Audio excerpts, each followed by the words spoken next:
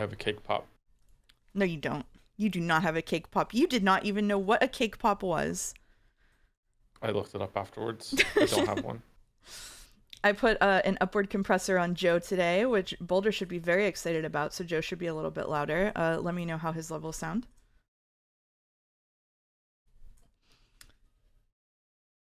Is every stream going to begin with cake pop discussion? No, we're both going to forget about that before next week, probably. I'm going to put stream announcements out. Do you think Katsuki is in the pocket of Big Shiroya? Maybe he wants to be. That could be his thing. He Maybe. wants to That shrink and could climb be his into her thing. pocket. He Yeah. wishes the Sekimeiya would shrink him. Hi everyone. For the past 7 days, I've had Avril Lavigne complicated in my head, but with "Why'd you have to go and touch the Sekimeiya?" Amazing. That song, Avril's songs get stuck on my head now and then out of nowhere. I don't know why. Yeah, they get lodged up there for sure. Yeah. All right.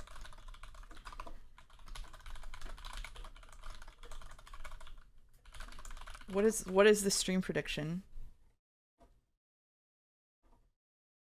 What do you people think we're doing? Scrandle? We're not doing Scrandle. Oh, I already did Scrandle. You already did Scrandle? Can I do Scandal instead? Oh, they can bet on that? Well, shit. What's Scandal? Scrandle with candles. Oh. I think that Allison called it Scandal yesterday accidentally, and now they've my Discord is sort of like full of the people you would meet in an improv class, like in a positive way. They just yes and everything. Like somebody might actually just build Scandal now, I think. Scented candle. Oh. Is there a way for that to be positive? Are you sure? I don't know. I like them. Okay. All right. It's not a game, it's a store. We like to pretend. There you go. There you go. August wants me to tell you how smart he is. Okay, so we're running another epitaph in the server, as you might have noticed. And I believe August solved 4 of 5 keys, all on his own for part 1. Wow. We were all unsure about August last time because he kind of swooped in and stole everybody's work at the end, and it was kind of one of those things. But he really proved himself this time by solving everything from the beginning, just flat out. Kaylee solved one too. Yeah. What's your rebuttal? What's your rebuttal? If August is so smart, how come he's a mod in my chat? Oh, does that mean you think I'm stupid too? You're an honorary mod.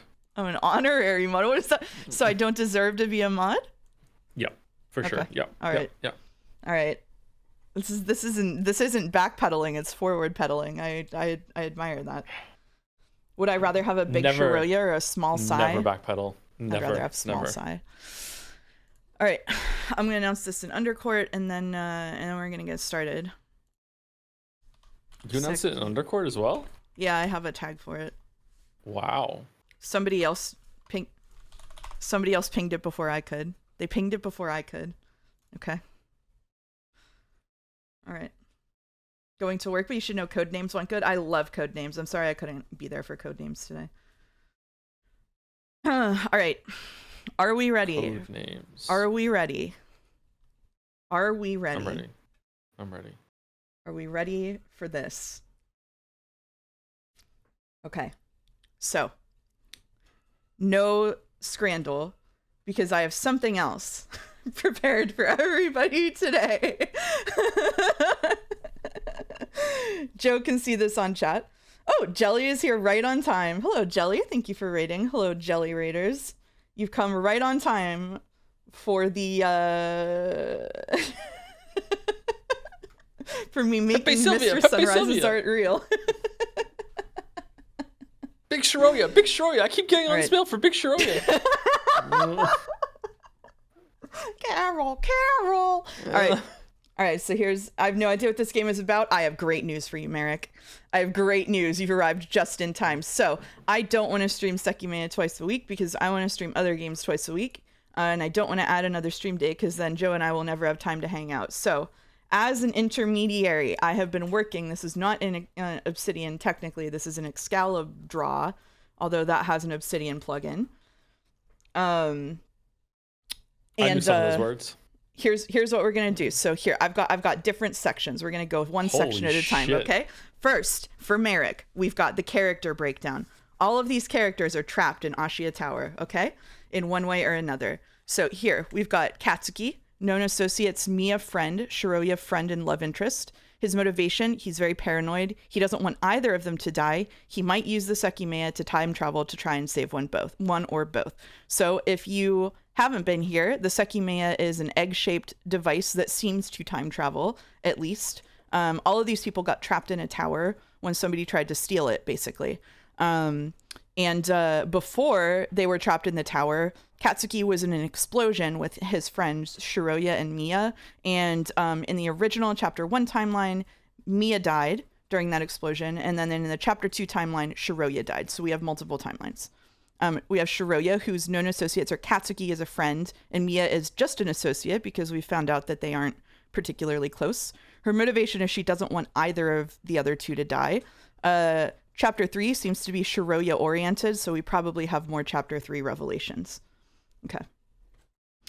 Mia has a known associate. Katsuki is sort of her plaything. Shiroya is her frenemy. She does not like Shiroya, secretly. Her motivation, she's likely a clinical sociopath. She doesn't want Katsuki to be hurt because she seems to have some attachment to him, but she also doesn't want Shiroya to come back because she seems to be jealous of the attention that he gave her. Her strongest motivation, favorite person vibes. What kind of name is Katsuki? It's made up. His name is Atsuki, but we had a joke because he didn't appear on screen for all of Act 1. So we said that we should call him Katsuki because he probably has cat ears. But then he showed up and didn't have them, but we kept saying it anyway. Don't worry about it, kitten. Okay, so Mia, as a clinical sociopath, her strongest motivation is likely self-preservation at all costs. Okay, then we have Kate, who is the security officer who's trapped in there with them. His known associates are Naomi, his co-worker, and also Ashia, who is his employer. Ashia is the corporation who owns the tower. His motivation, he's been caught in lies a number of times. He has two likely motivations that I could come up with. One is greed. He is a possible jewel thief. I will go into this more later. If you talk to Katsuki at the wrong time, does he transform into Katsy and start saying, yeah? No.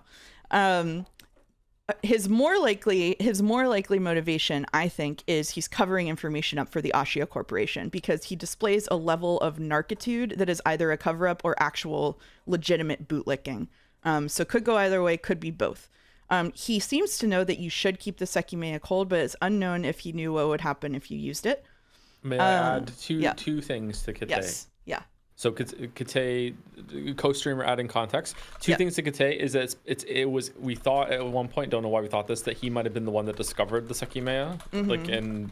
And also just oddball, if it's right, we morbed it, it'll be awesome theory. Kate also might just be Sai older version from a different timeline. We thought he was the one who discovered the same hair and eyes. Yeah. We thought he might have been the one who discovered the Sekimeiya because Sai suggested it in a long extended rant. Reminder that Umineko has never gotten something this detailed makes you think it's because I read it before the stream. Otherwise, if I was reading Umineko first time with Joe, we would have had this in episode 4. Okay. Is Kate the Paketo of the tower? No, because he doesn't leave. All right.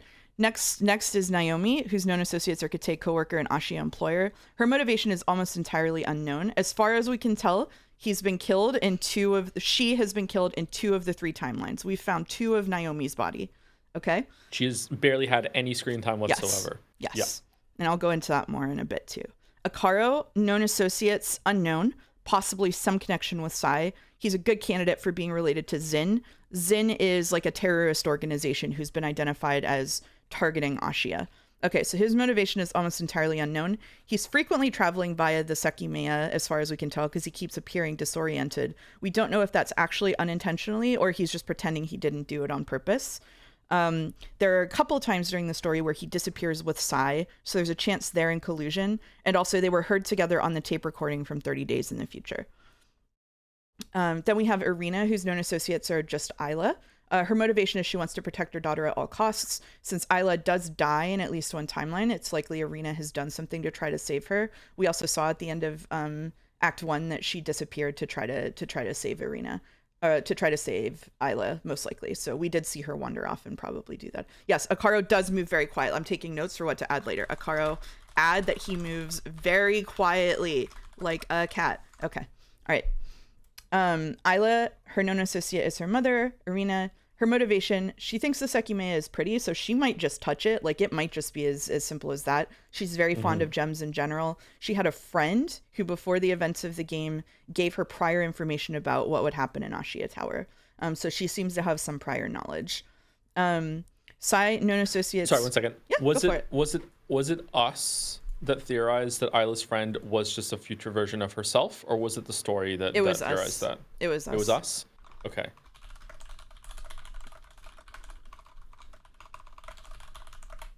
Okay.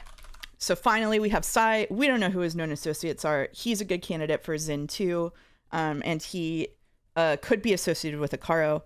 Sai is an agent of chaos with a flair for the dramatic who enjoys figuring out how things work. He seems to understand how the Sekimeiya works better than other people, but nearly everything he says is unreliable.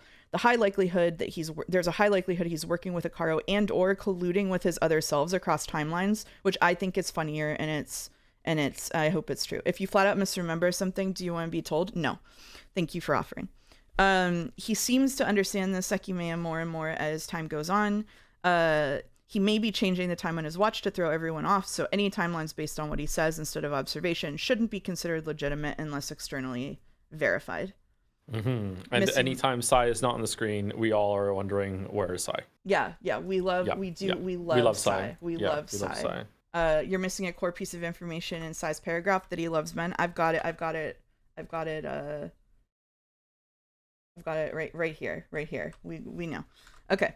Anyway, so that's the character breakdown. The flowchart work is crazy. Just you wait. Here we go. All right. So here we have what we know for sure. If I have this wrong, don't tell me. It's funnier that way. All right. So we've got what we know for sure. 1, there are at least 3 timelines, which I go into below, and people in Ashiya Tower can travel between them.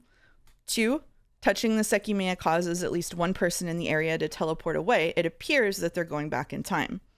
3, the Sekimeiya powers are related to heat in some way. When it gets cold, it goes inert and turns white. After it warms up, it becomes hotter and hotter over time until activated, after which it turns gray.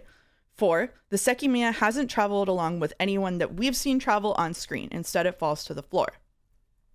I mislabeled them. So 5, the smell of the gas released is similar to the gas released in the jewelry store where Katsuki, Shiroya, and Mia were during an explosion, suggesting that events were related. And 5, there is also a smell that often, but not always, correlates the use of the Sekimeiya. All right, so here we have our timeline breakdown. So we have timeline 1. God. I know. So we have timeline 1, which is Shiroya, Kate, Katsuki, Akaro, Isla, Sai, Irina, and Naomi.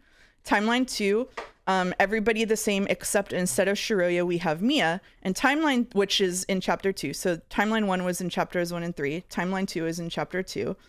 Timeline 3 has not yet been shown. And here's some interesting things that I discovered whenever I was doing this. So, Isla's friend was probably from Carol. Isla's friend, hypothesis. I have hypothesis. I have notes in blue, hypotheses in green, and questions in yellow. Okay. So hypothesis, Isla's friend was likely from this timeline. So she said her friend told her there would be 3 men and 4 women in the tower. The only time that that's true, as far as I can tell, is in timeline 3. This may also account for why her friend said nothing bad will happen. We haven't yet seen this timeline, so there might not be any murders in it. So my other hypothesis is the times we see Naomi alive could be from this timeline. If nothing bad happens here, Naomi could possibly be Isla's friend, although I don't think she has any motivation to do that. I do think that the 2 bodies of Naomi that we've seen are 2 different timeline bodies, and so there is still 1 Naomi remaining, as far as we know. So the question is, why does Kate not being there make this timeline, quote, better? Does it actually, or do bad things happen? And somebody from this timeline is trying to stop them by talking to Isla, except they went back and talked to this Isla instead, right? Okay. Any questions, Joe? Any comments? I think we have seen 3 different Naomis. The one that got up at the end of the story. So that's true. In Yeah. your theory, that's timeline 3, maybe. Yes. Yeah. Yeah. Okay.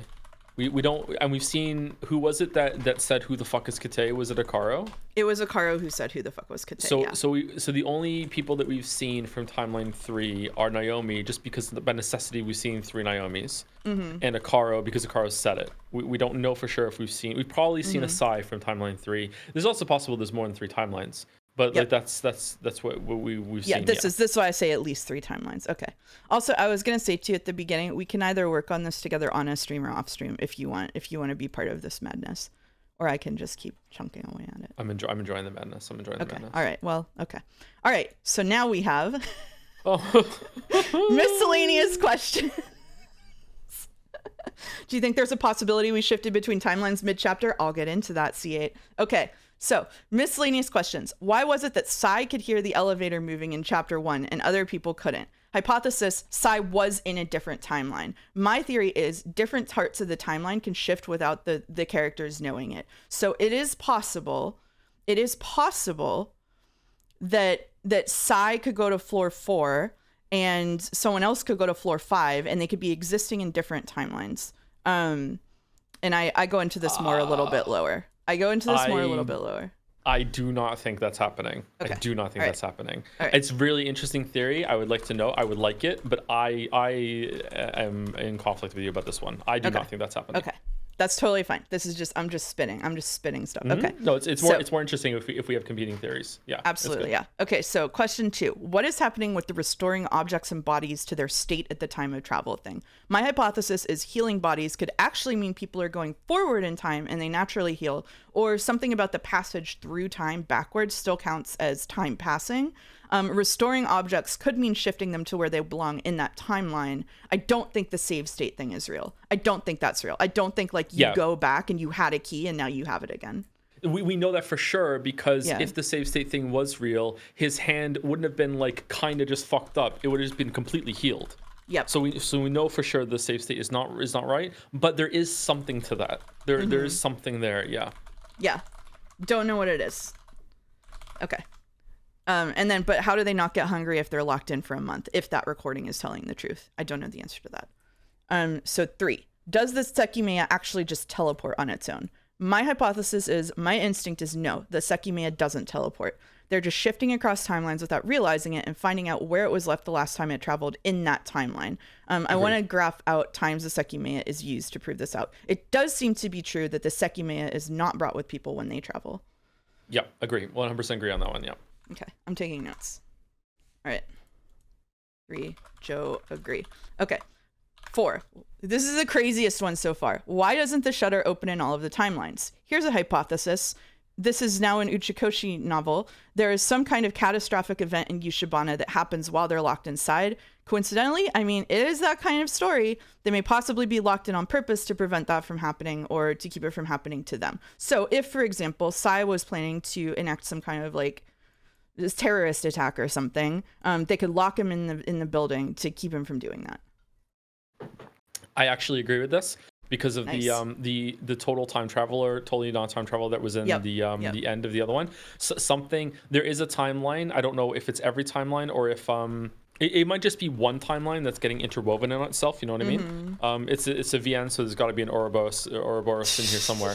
I think that at the end or one of the timelines, when it branches or something happens, causes a time quake or whatever outside or in the world, and it cannot open because it's just the world's fucked. It's causing too many conflicts in the continuum or whatever. Interesting. Okay. Someone asked what font I'm using. I am using the default font in Excalidraw. I don't know what it's called. All right. 5. Fancy Comic Sans. Yeah, fancy Comic Sans. Question 5. How many conspiracy theory Comic Sans? Question 5. How many functions does the Sekimeiya have? Hypothesis, at least 2. It actually travels in time and also travels across timelines. It's unlikely but possible that traveling across timelines isn't actually linked to the Sekimeiya and is actually linked to the building itself. For example, if you use the Sekimeiya and happen to travel to the attic, this goes across a boundary and causes you to traverse to a different timeline. This would be especially funny considering the building searches. It means they're traversing timeline boundaries, so it's completely ineffective. If they split up, they're all on different timelines, and they don't guarantee anything. This would require an enormous amount of coincidence, but we already saw an enormous amount of coincidence with Mia teleporting, like, to one room away from where what's his name is, from where Katsuki is, and, like, hearing him, and then Katsuki happens to, like, not look in there like that. So this is the craziest one. It links to the stuff I said in 1, where I think there's something fucky about the building itself.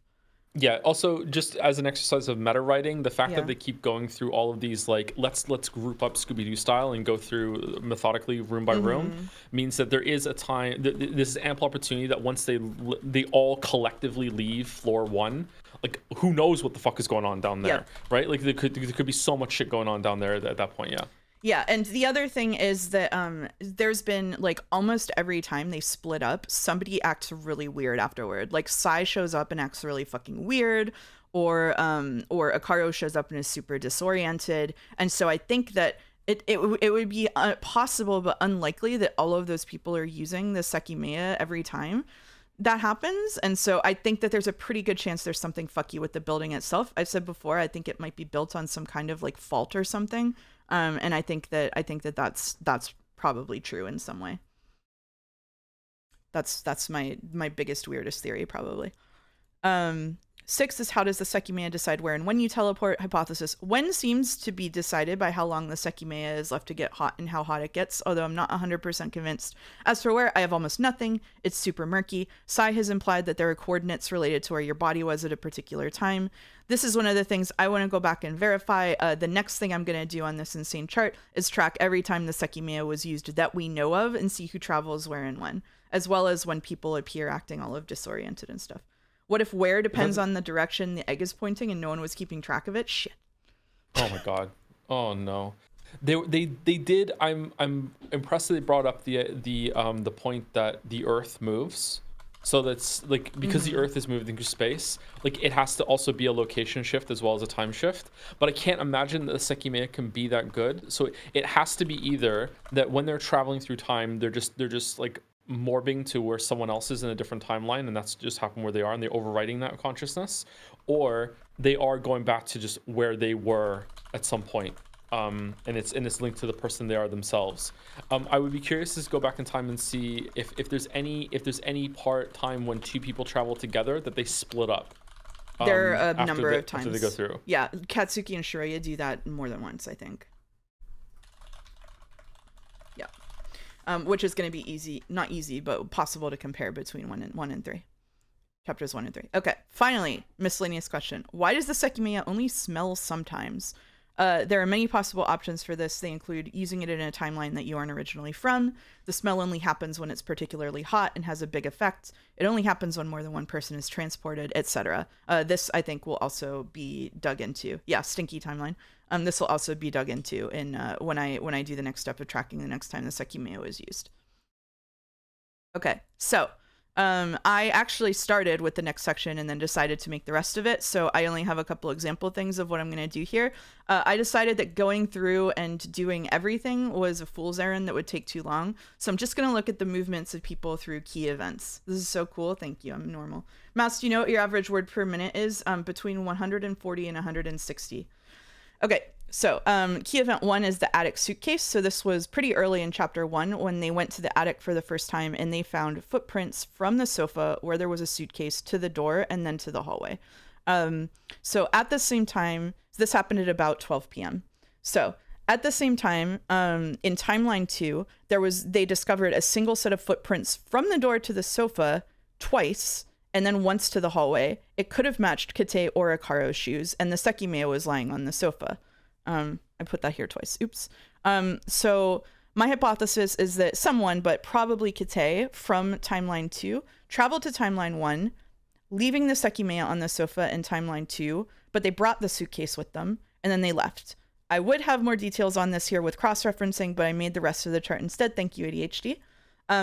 What this made me notice was we've seen 3 suitcases. Kate points it out in this scene. So we've seen the suitcase here, the suitcase on the first floor, and the suitcase that the stolen gems were in when someone took it out of the building.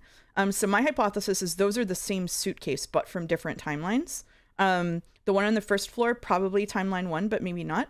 The one in the attic, probably timeline 2. And thief, my hypothesis is the thief was from timeline 3. So here's my most harebrained theory yet. My hypothesis is the reason that Kite is gone is he's the thief in the third timeline, but maybe accidentally escaped to the first timeline with the gems. It explains why he is sus as fuck, but a red herring for the actual crimes. Where do you think he's hiding the gems? What do you think, everyone? I don't think he's hiding the gems. So in the first timeline, they caught a jewel thief outside with a suitcase full of gems from like room A4 or something. And so I think he might have escaped with those gems. Okay. Yeah. Could be. He's really sus. Yeah, he's extremely sus. This would also require an enormous number of coincidences because basically it would mean that he set off the shit in the tower in order to create a diversion to collect the gems and leave, which is what I thought originally someone had done. But I don't know why it would happen in every timeline in that case. Do you think Kite is the one who killed Katsuki in the first bad end? I don't know. I need to go back and reread it, but maybe. The first bad end also lists the number of people who were there, so the first bad end is going to show me what timeline we were in whenever we go back over it. Okay. Do you think that they have used the Sekimeiya to travel successfully back in time at some point in order to install that fucking side door that even the owner of the building didn't know about? That would be so funny. That would be extremely funny. All right.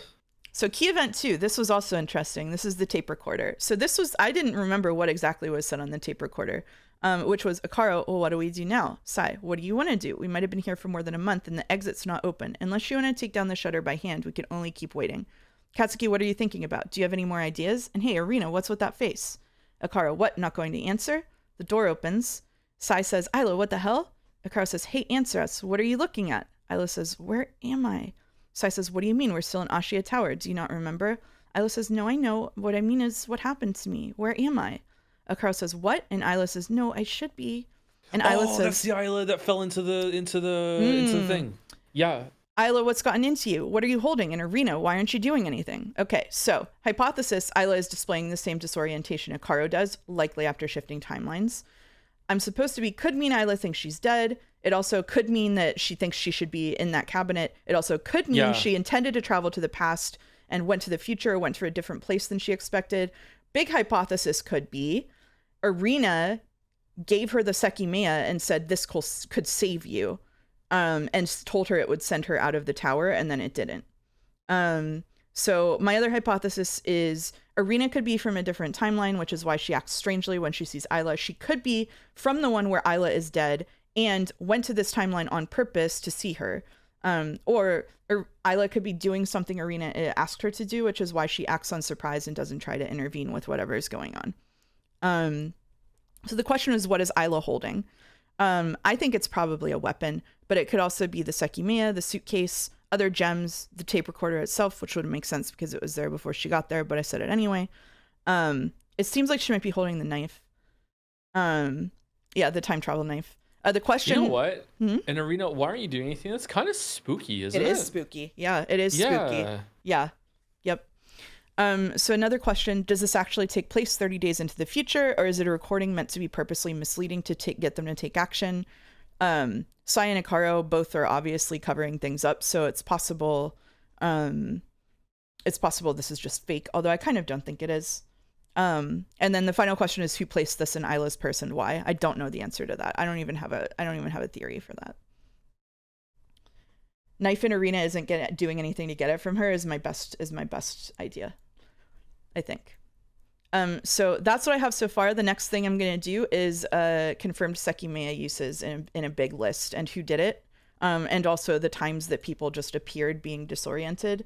And I'm going to cross-check between chapters to see if I can identify if they came from the other one. Yeah. So that's so this is the. Do you want do you want to finish a video project for me? Do you want me to do the Witcher 3 video? How much time did you spend on creating this treasure? Maybe like an hour and a half total. It wasn't very long. Thank you, Mastercut. No problem. No problem.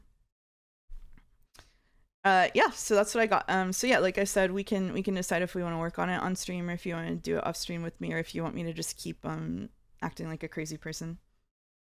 You might want to add some stuff through break once we're caught up or anything, but we could we could go through it together off stream and have it prepared next time and then add to it after that. That would be fun. That might be interesting. Yeah. Oh, have a tab per person on what their suspected goals and presented goals are. Yeah, we could do that. Okay. Well, that's the stream, everyone. Thank you very much. It was good. Yeah. Hope you enjoyed it. Can we get the witch to elevate this chart to red truth? Hell yeah. The witch. There he is.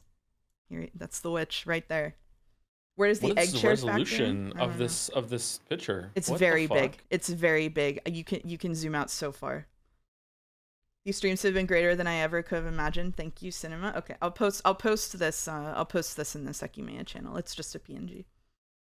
What does Sai's shirt say? It says Wood Carbuncle, and it's a reference to Remember 11 that Godot in the chat snuck in there. Okay. All right. What do you think, everyone? What do you think, everyone? Yeah. Okay. Let me stop sharing this, and I will share Sekimeiya to you instead. Snuck as in asked. Yeah, that's the same thing. All right. I have forgotten. I didn't forget. I was just waiting. I'm going to forward you the voice assignments now. Ready? Okay. Oh, here you go. What? Okay. What?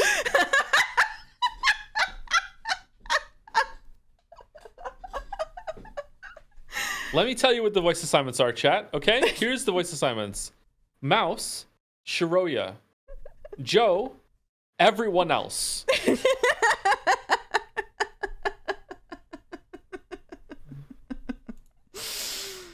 Oh boy. I said to Joe over the week, I said, I have a bad feeling that we're about to be trapped in Shiroya land and we're back to the land of bad pacing and it's just going to be Shiroya over and over. And he said, really? You think so? And then I got these assignments and I said, oh, okay. Shiroya's Wild Ride. Here we go. Shiroya's Wild Ride. Well, we may just end up taking turns reading narration for most of this. Since I just talked for a really half an hour straight, would you like to read narration for a bit? Sure. Do I have any files from when I was reading Umineko? No, I had a blog, but I deleted it. Sorry. All right.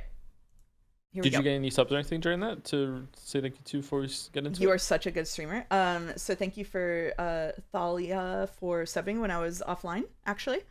And thank you for Man of Answers for subbing. Nice to see you here. Not raiding in break. Nice to see you, Man of Answers. Okay. Okay. Did we read everything on the screen? No, we didn't. Might as well start from the top, yeah. Oh, whoa. Sorry. Thank you for an anonymous gifter for 10 community gift subs. That's very generous. Thank you very much. Loves graphs, I guess. Loves charts. Paromo Nata, Glotta, Persona 358, Candid Lotus, Food, Gummy, Gapicause, Oramit, Verdox 5, Corny Dog, and Paust. Oh, Paust. Hey, Paust. Love the graphs. Love the Mets. Okay. Lock in. One more thing. Final thing. We now do have, courtesy of Jelly, our very own Mets emote. There you go. Love the Mets. Oh, and thank you, IG Lavos, for subbing right now. Thank you. Looking forward to the Chrono Trigger stream, I hear. Yeah, absolutely. Finally, that sensation ended. I located a ladder and climbed out of the channel's end. Around me was a grassy field covered in snow, the sky firmly situated above me. It was real. This is a cool shot. I couldn't fathom the image. In front of me, I saw Yushibana, entirely still. A chilly breeze forced me to shrug my coat higher and cover my neck. I've been trapped for hours in a building I could see the faintest outline of on the horizon, but that wasn't all. Seeing Yushibana below me brought a relief I hadn't known was possible. Seeing that I'd been released, all my questions fell away. I didn't know why I was atop that hill or what had happened to me. Is there sound, by the way? There will be when I turn it back up. Wow. Okay. Sound. Ooh. I didn't know why I was atop that hill or what had happened to me. All I knew in that moment was a soaring sense of liberty. I was actually free. Shiroi has emotions? Holy shit. Damn. I looked inside my purse again and saw keys. Well, I'm amazed someone is playing Sekimeiya. Welcome, chatter. You just missed something huge. These belong to my apartment. They're not Katsuki's. The tickets aren't here either. Pushed off the snow on the stone that formed the tunnel and sat on it. Every part of my body still hurt, especially my back. I was breathing calmly, observing the silent town. From there, I could see the entirety of Yushibana. Close to me was the school I'd gone to and a familiar park next to it. There was no way to really be sure, but I assumed that the tunnel I'd gone through was part of some kind of drainage system. It sloped down the hill into the center of town, and I couldn't think of any other function for it than collecting water that would otherwise flood. It didn't really matter, I was out. The drainage channel, or whatever it was, hadn't swept me away or drowned me. That long tunnel was a path to salvation. I didn't know the true state of the world I was looking down on, but all by myself, I was finally able to experience peace. Do we think that this is immediately after the explosion, or do we think she just went back to the explosion place on a different time? I don't know. I don't know either. I'm kind of feeling the latter for some reason, but... Yeah. It takes twists and turns, you know what I mean? Forcing myself to move, I stood up and began to descend a thin path that started from the tunnel. I sensed my boots pressing on the snow until I was down the hill. Upon turning around, I saw the trail of footprints that I'd left. As bizarre as it was, I looked at them as proof that I was really there. Yeah, that's a good thought. My phone showed 9:48, and I was behind my school, where I'd rarely ever been at such a time. Much farther in the distance, I could see the top of the only structure that rivaled the Shia Tower's height. The hospital. Is that where I am right now? Or am I being brought there? I couldn't comprehend yet how the travel had worked, but I walked around the school and found myself in the park we'd been at that very day.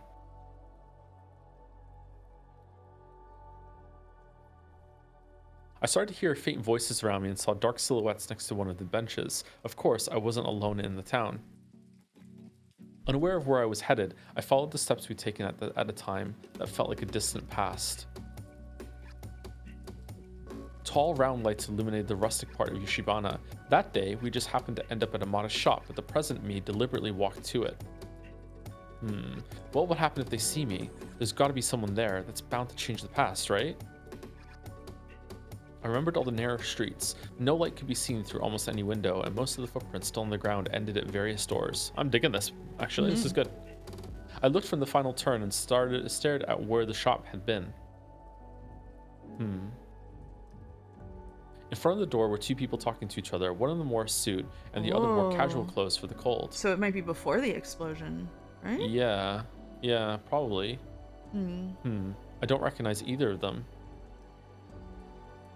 Should I step forward? What would they ask me, and how would I answer anything? I chose to stay still. If the past could be changed, that wasn't the way to do it. Next to them was the window that had once grabbed our attention. I couldn't hear anything they were saying, but they hadn't sensed me either. Not long after, the man in the suit walked away. The other person saw him off and stayed where he'd been. That gave me the chance to look at his face. God, I hope it's Akaro. Oh, no. Oh, it's the owner of the shop. Akaro would be good. The other man was walking toward me, so I backed off toward another path to avoid being seen. I suddenly bumped into a car camouflaged by the dark. In the sky, the moon was hardly visible, not helping things. Fortunately, the snow on the ground told me where I was every step.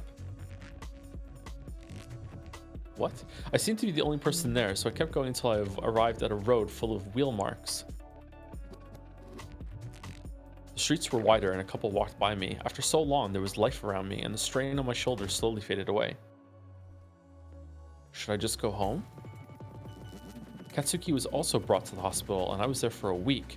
I have the keys, so I really can just do that. For what purpose was I in the past, staying next to a lonesome streetlight? I knew I had to do something. I could change history, but sleep was the only thing on my mind, and my body still felt battered and weakened. Getting to my bed was my priority. Everything else had become a background concern, as there was nothing I could do right then.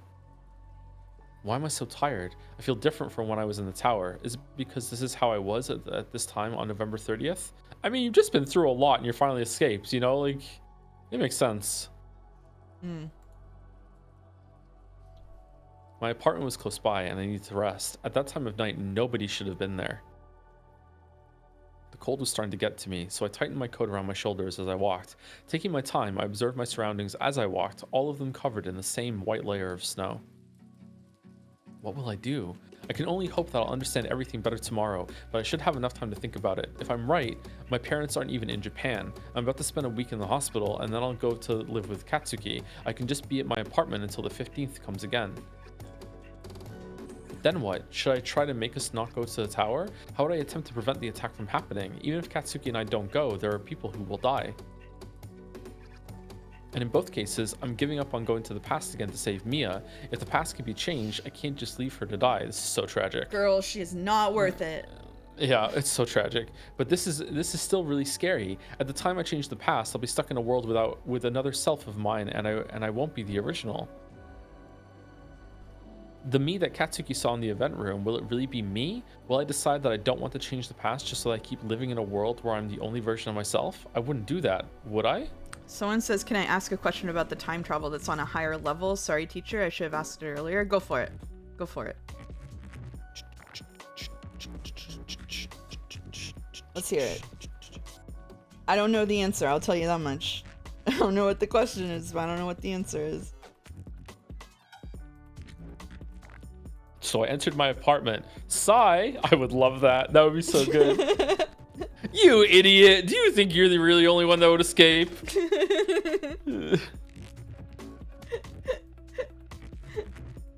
Class turns to look at you, yep.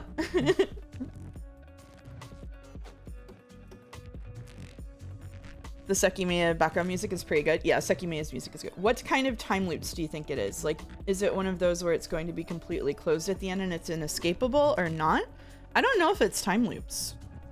Do you think it's time loops? I think it might be time loops. Okay. Yeah. I don't think there are multiple dimensional timelines. I think it's the same timeline, and you can just, when they go back, they change things and it keeps going somehow. The characters are perceiving the timeline. Yeah.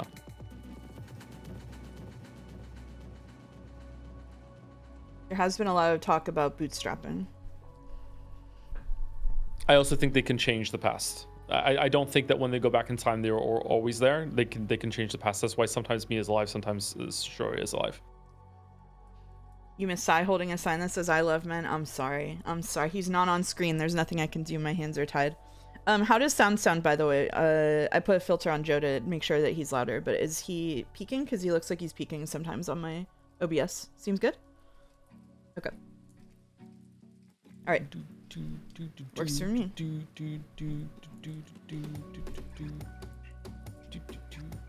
Arriving home, I saw a few people talking to each other. They had no idea I was from the future. Of course, nobody knew about the Sekimeiya's powers yet. I think somebody does. How is that actually possible? Sekimeiya has already been announced as a discovery. Yeah, exactly. So why will they let the public touch it with what it can do? Did Ashiya not know about that? I have no idea where it even came from. In the past, all those questions still had no answers. I turned toward a narrower street full of apartment blocks and looked far ahead. This is so weird. If there's an answer, I'm gonna like this. This feels like the reason why they would do that is because they knew this would happen, which means one of the people that stuck in the tower had to go back in time and orchestrate this in some way. I stopped in the middle of it and went up a white metallic staircase. On the way, I took my keys out and walked to a door with a C plate. I stood in front of it and tried to sharpen my hearing. Can't hear anything. A little nervous, I inserted the key into the keyhole and kept it there for a while. Finally, I decided to turn it, making a little noise.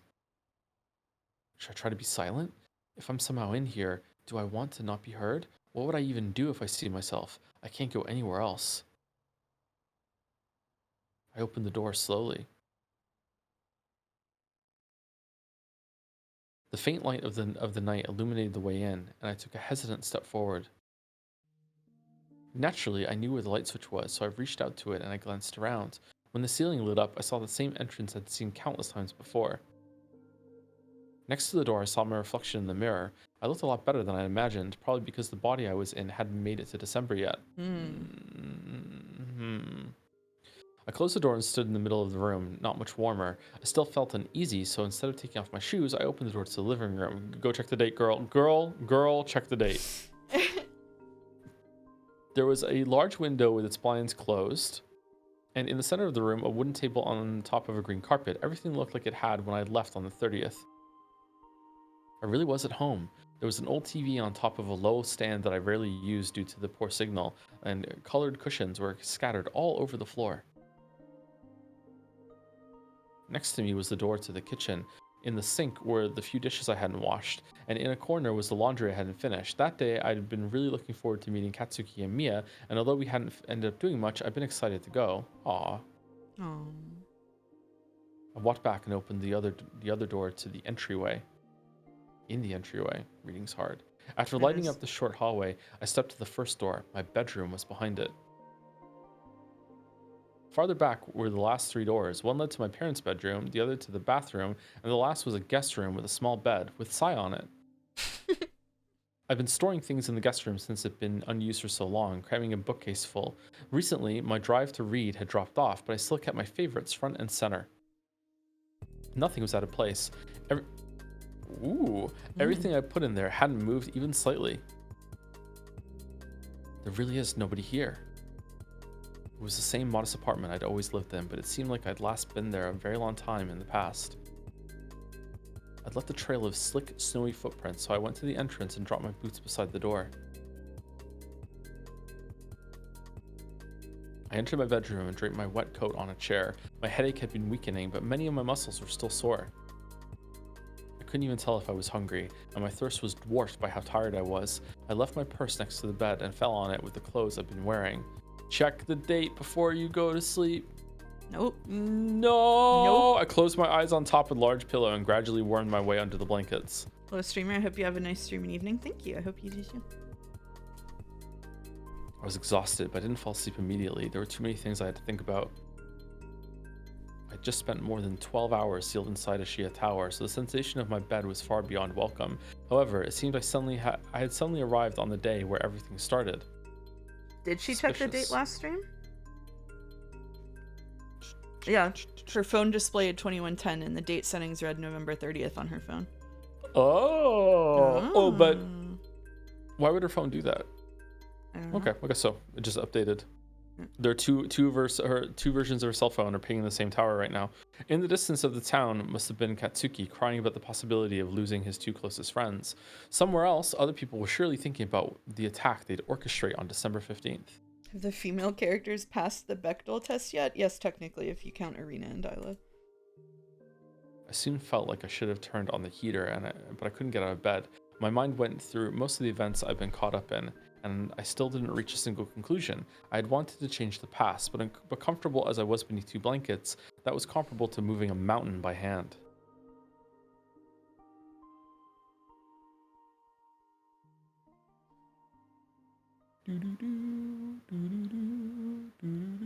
Huh? A sound reached my covered ears and woke me up. I was frightened at first, but I quickly realized it had come from outside. And it didn't stop. Fireworks? Hearing fireworks in Shibana was rare, but it was the start of the holiday season. I removed my head from under the blankets and paid attention to the sound. While it wasn't close to where I was, brief sparks of light could be seen through the window. This is weird. I knew the area was still chilly, but I braced myself and pushed the blankets aside. I sat up and looked at my phone. It was 1:06. When I looked behind me, I saw the large screen of glass turning orange momentarily, reflecting the distant light.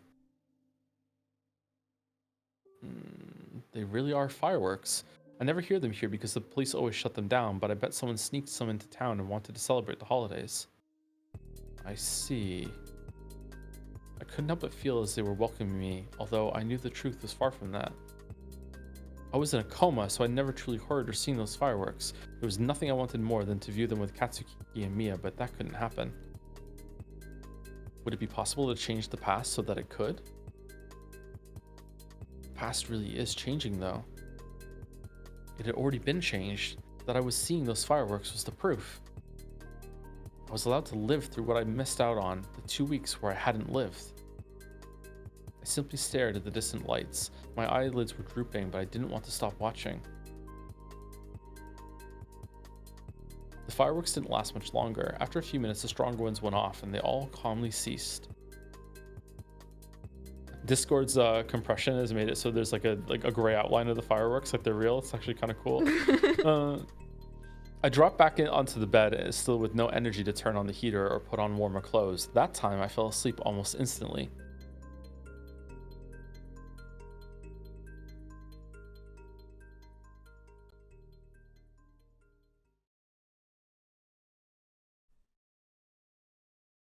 Did you know that while most phone plans don't support multiple devices, the restriction is purely artificial, and you can get one that lets you have multiple phones? Yeah, that's why I don't know how that would work. I mean, that's why you can have like your iPad attached to your phone, and then it rings whenever your phone rings. It works the same way. It just redirects it to all the devices, right? Do you want me to take over for a bit? Or are you good? Sure, go for it. All right. I opened my eyes. I wasn't in the attic. I was in my own bedroom, facing the pillow I'd evidently rolled off of.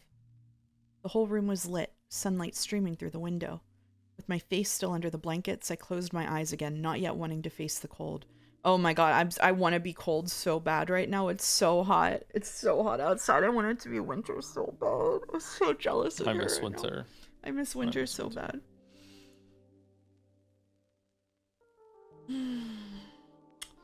The first day of December. Mia's not here anymore. I'm in the hospital, and Katsuki's probably at his house. Or I guess I'm actually in my bed. I vividly remembered parts of a dream I'd just had. We'd all still been in the tower, and while the details escaped my grasp, it had entailed a messy conflict with the Sekimeiya. Out of nowhere, I realized I'd been lying in bed for a while without doing anything.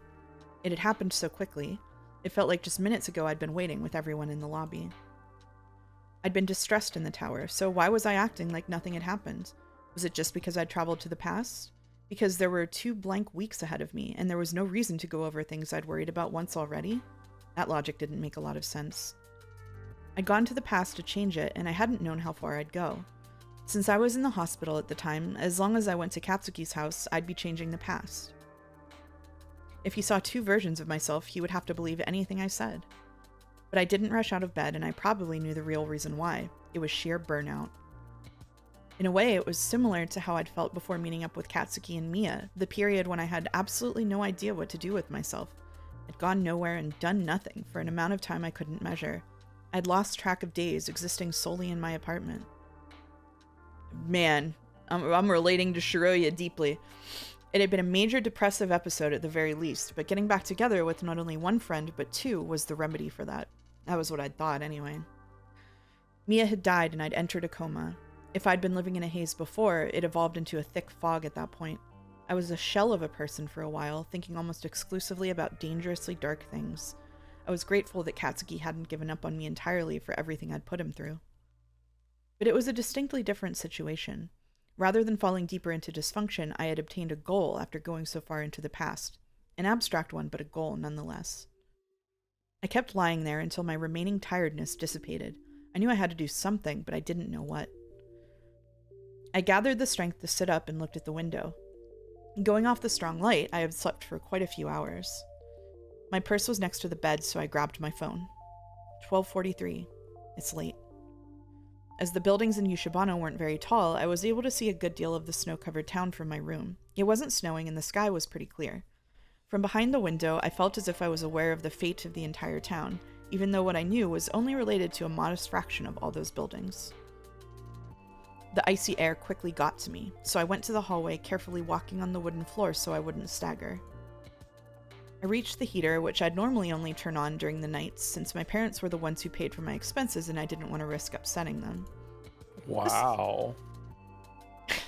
This'll be fine, right? Nobody's supposed to be living here, but I doubt it'll be noticed that gas and water were used. I hesitated a little, but I needed to get rid of the oppressive cold. Seconds after I turned the heater on, it let out a buzzing sound from the pipes running behind the wall. I guess even if someone does notice, it'll be at the end of this month, or maybe after that. It should be okay. I had a water bottle on the table. I never liked drinking tap water, so I always spent a bit of my monthly money on bottled water. Filters just weren't enough. I didn't bother pouring it in a glass. The hours I'd spent in Ashiya Tower no longer applied to my body, but I was extremely thirsty. To avoid grocery shopping too often, I usually had a cabinet packed with supplies. I would refill it at the beginning of every month, which was why it was almost empty. I looked inside and grabbed a bag of mixed nuts. As expected, they weren't very good, as they had sat in the cabinet all month, but I ate all of them almost instantly due to how hungry I was. Somebody's read Hitchhiker's Guide. I walked to the living room almost like it was routine. The blinds were keeping the space dim, but I rarely bothered raising them. After going to the bathroom, I stood in front of my wardrobe, wondering which clothes to change into. I'd lived alone for many months already, so I started the day as if it were a normal one. Is it worth trying to make it seem like nobody's been here? I don't know how, but if the past can be changed, I'm planning on doing it. There shouldn't be a huge need to hide my stay. Or is that right? Could it be that while I was in the hospital and at Katsuki's house, another version of me was already living here? There's no way, is there? That would mean that everything will happen as I remember it. If the past will only change if I consciously make it, it shouldn't matter whether I was already living here in the reality I know. After all, I didn't come home for the purpose of changing the past. If it's like this, and I intend to say that up until I decide to change history, everything could play out exactly as it once did. It should be confirmation that I'll be able to safely stay here until the 15th. There's nothing that makes it an impossibility, so it could be that I always lived here and that I'm not changing the past yet. My parents never called me to say someone was living at my place, and I never learned about it otherwise before the 15th, so I can secretly stay here, right? No contradictions.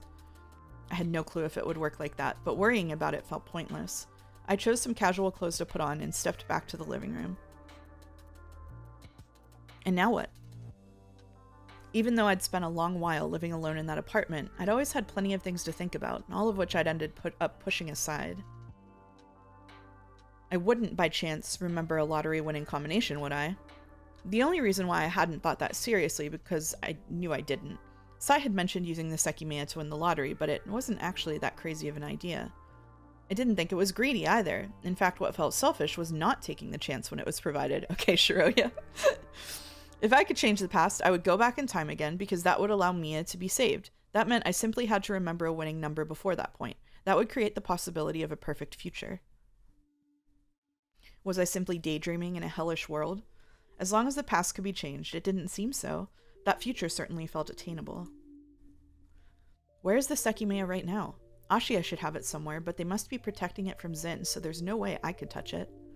Wait, no. That might not be the case. Kate and Suripo explained it to us. Joe, did I tell you the devastating thing I learned from a VOD comment about Suripo? No, what is it? It is that it is the Japanese like translation of police but backwards, so it's polisu but backward. Oh. Really upsetting for me. Really upsetting for me. Yeah. Kate and Suripo explained it to us. The Sekimeiya is merely bait for Zin to get trapped in the tower, so it's definitely there right now. Also, Vaisude was devaisu, like plot device. Enjoy. Oh, okay. Fuck off. Okay. Yep. What did Ryukishi mean by this? Yeah, what did Ryukishi mean? But wasn't it obvious? Fuck off. They also said that the mechanism to trigger the alarm is based on the cabinet being forced open. Also, Zin never attacked before the 15th. Doesn't that mean that I can change the past by going there during the night and forcing the cabinet open? It's probably not in the event room yet, but it must be somewhere unavailable to the public. Wait until you read Sekimeiya backwards. It actually spells out Undertale. Ah, shit. If I break it open, the alarm will lock me inside, and someone else will be locked in the security room. According to Kate, he hadn't been taking the night shifts recently, so it'll probably be someone else. Will they buy that I'm a Zin member? It sounded pretty dangerous. That could have been a way to travel to the past again, but if it didn't work, I would be caught by the police, ruining everything. Why were there times where touching the Sekimeiya didn't do anything? What if it just won't work before the 15th, which is why nobody noticed its powers? Even if the main entrance of the building is locked, assuming the storeroom door did lead to the outside, I could maybe enter through it. There's no way I could take the entire cabinet out without triggering the alarm. Someone would be looking at the cameras, and I don't even know where the cabinet is. But to begin with, why did I go so far into the past? I still don't get that. The Sekimeiya was in the water tank, but it couldn't have been there for very long. According to Katsuki, he hid it in one of the lockers a while before that. Is it possible it gathered a lot of energy for another reason? Even thinking about it in my living room, there were many things I didn't know about the Sekimeiya. If I could be sure such a plan would work, and I knew how to go days into the past, saving Mia should have been fairly simple. What do we think about Why does the cabinet keep the Sekimeiya cool, but like being it submerged in cool water didn't stop it from building heat at all? Is it like, is it like once it gets going a little bit, it just like exponentially gets hotter and hotter and hotter, and just keeping it like in an air conditioned cabinet stops that from getting it, and the water wasn't enough? I'm scrolling back through it. It didn't fall into the water. It was on top of a pipe, and it didn't fall into the water. It was in the... Okay, I've never seen a toilet in my life that has a tank that you could hide something in like that without being in the water. Okay, I guess that's a skill issue on my part. So here's... Okay. So...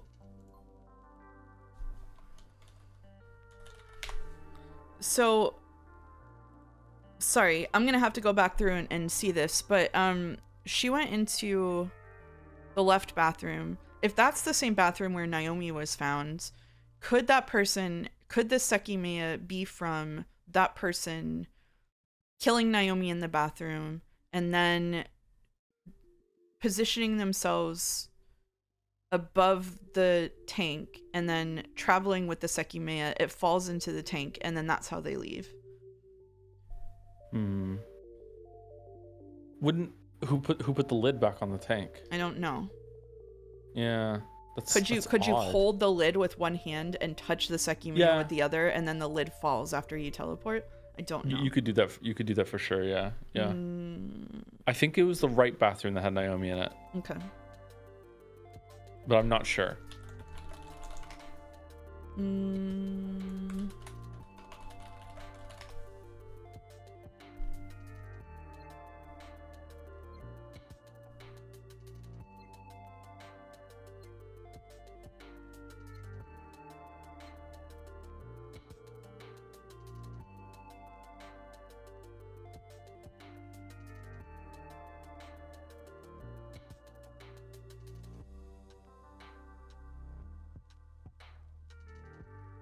Wouldn't the lid just teleport as well? It's not clear how that works. Yeah, it's not clear how's it on the floor of the men's bathroom.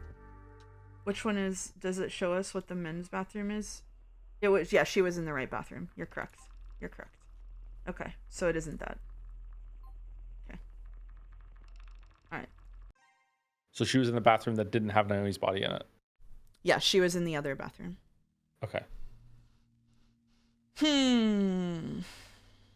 All right. Anyway, dead end. Even thinking about it in my living room, there were many things I didn't know about the Sekimeiya. If I could be sure such a plan would work, and I knew how to go days into the past, saving Mia should have been fairly simple. There's no way that I'll let everything happen exactly as it did already, just so that I have a guarantee that the Sekimeiya will work, right? I was thinking that because if that much time went by, it would have been really built up. It would have been there for a long time, yeah. Yeah. The unknown version of me that had been seen in the tower still haunted me, but that couldn't be it. No, if I were to do that, I would also prevent Katsuki and myself from going. That's completely out of the question. I wasn't even sure about my situation. My appearance in that dark tunnel was different from all the other times. Instead of teleporting instantly, I had awakened, so I still felt like there was something I was missing. We thought about this once, didn't we? That maybe traveling very far through time would make your memories foggy? Could that be why I feel this way? Is there something that I can't remember? I wasn't sure. If there were some memories missing, I had no idea how to get them back. I stood up from the carpet and went to my room. My purse was still next to my bed. I picked it up and put it on my coat. Then I walked to the doorway where I'd left the keys I'd appeared with. Oh, do we think we're in the timeline right now where Shiroya died and she thinks that there's a Shiroya in the hospital, but really she just left, so there's no body that was found? I think that's possible, yeah. I think that's really possible. I think it's so Mia very might be in the possible. hospital right now. Yeah, Mia might be in the hospital. Yeah. Which would make it very tough if she goes back in instead of just preventing them from going to the thing.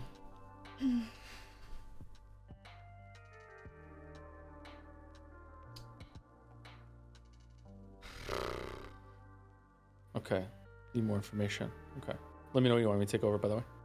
No, sorry. I have a truly harebrained idea, but I don't know if I have any evidence for it. I just think it would those be are the best really, ones. I think it would be really funny if this were true. And it has nothing to do with this.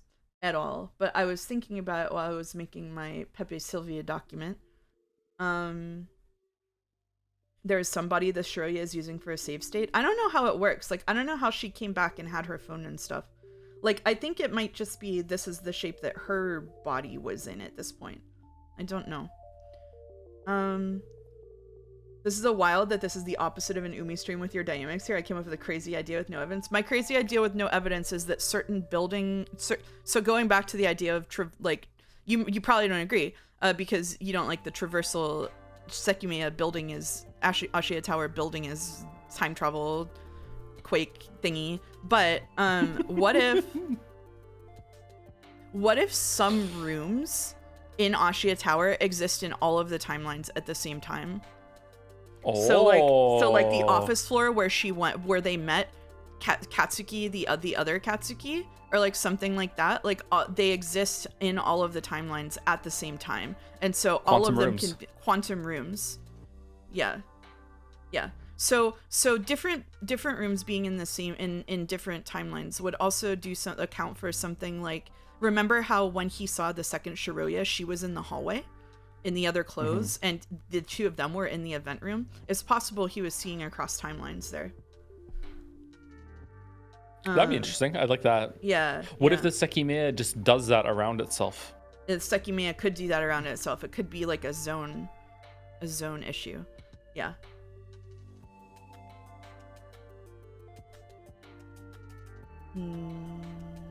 I don't know. That'd explain why it's so isolated, having an air gap around some of them before the shutters. Yeah. I don't know. It's based on nothing. I need to go back and look at all the Sekimeiya travel. Surely that will answer my questions. Surely I will find enlightenment. You're gonna come back and have solved the whole thing by next week. Well, we're gonna do it together this time. Okay. All right. Vibe reasoning. Yeah. But like there are certain things that keep happening where like there are certain places where, or like is the floor where they talked to Katsuki the same one? The floor where they talked to Katsuki is the same one where Shiroya opened the door and saw something inside that she didn't understand, right? Or like, wait, it can't be, no, wait. Sorry. Rapidly firing up Obsidian on my computer. Akaro. Okay, so there was a point where Sai was the only one who heard the elevator move. And if Sai, because when they split up and they all went to different floors. So if Sai was this is when I first had this idea whenever I was making stuff. Sai went to floor 3. No, that's a different floor. But Sai went to floor 3 and he was the only one who heard the elevator moving. So what if he can hear the elevator moving and no one else can? That probably means he was in a different building, right?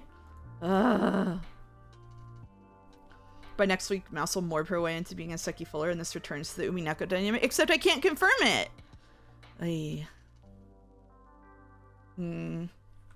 Alright, sorry. Anything to add?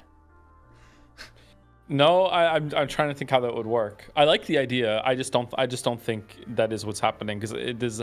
I don't know how it would work mechanically, but I do like it. It's cool. Mouse gonna pull a pirate software. I wouldn't be like. No. I wouldn't be angry or anything if that was it. Like, I wouldn't be like, fuck it, this is bullshit. I just don't know how it would work right now. That's good. Aren't there some events that some people in the same place see while others there don't? Like the light flash before darkness? Yeah, and the other thing is that there was, well, no, like there was the thing where when Katsuki finally made a change in the past, one person remembered it and one person didn't. But I think that's just because they were from two different timelines. So I think that's unrelated. I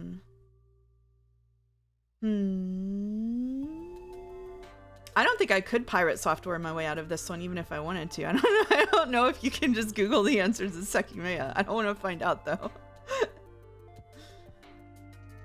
What timeline do you think you're in now? Bad timeline. Bad timeline.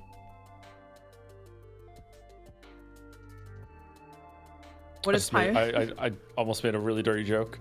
Do you want to just once as a treat?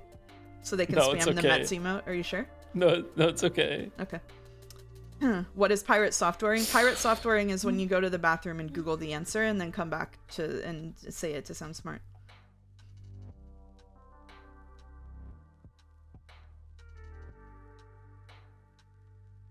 I need to make the was it about the lube timeline? That's a good question. It was, they were in the loop timeline, yeah. Oh, okay. Yeah. All right. Well, Yeah. Okay. I almost made an even dirtier joke. We can't be one-upping each other like that. Okay. I wanted to go outside. If it really was the first day of December and what I thought of applied, there should have been no issue with that. Nobody would be aware that I couldn't be walking in the streets. Do you like that your chat spams no flirting now? Do you like that you've instituted that? I know what the joke would have been. I like that too. All right. Yeah. Keep going.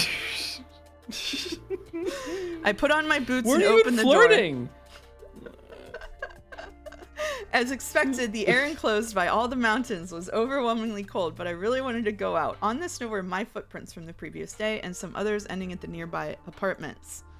It was very rare for me to want to leave the house without knowing why. I usually only went outside with some purpose in mind.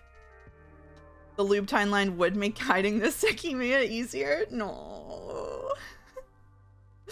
And then you go to your chess tournament.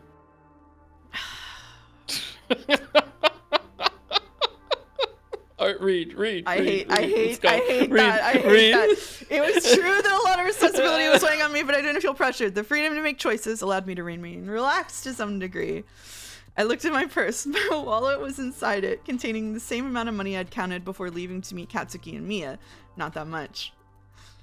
I closed the door and walked down the stairs. I lived close to the outskirts, and there usually weren't many people around. That wasn't too different that day, as only a handful of people were slowly walking on the sidewalk, wearing overcoats and exhaling misty breaths. Maybe I really should have thought about where to go before leaving. I walked toward the center of Yushibana, every street looking identical due to the coating of snow. There were a few parked cars and a bunch of footprints on the ground, but the environment felt pretty desolate. Everyone was inside. Everything in the immediate vicinity was residential, so I kept thinking about where to go. I guess I don't have to go anywhere. I could just come back when I get tired. This is only for today, though. I seriously need to decide on what to do. There were enough citizens in Yushibana that it wasn't very common to know people on the street. That was what allowed me to be unafraid of being recognized and questioned about being in the hospital. Wasn't she in the newspaper by name, though? Like, Sai recognized her name. Oh, shit, you're right. Yeah. Should I go to the tower? What would I even do? And what else is there in town? The library? How long has it been since I went there? Too long, honestly. I could try to eat something. She morbed all the way into Quebec.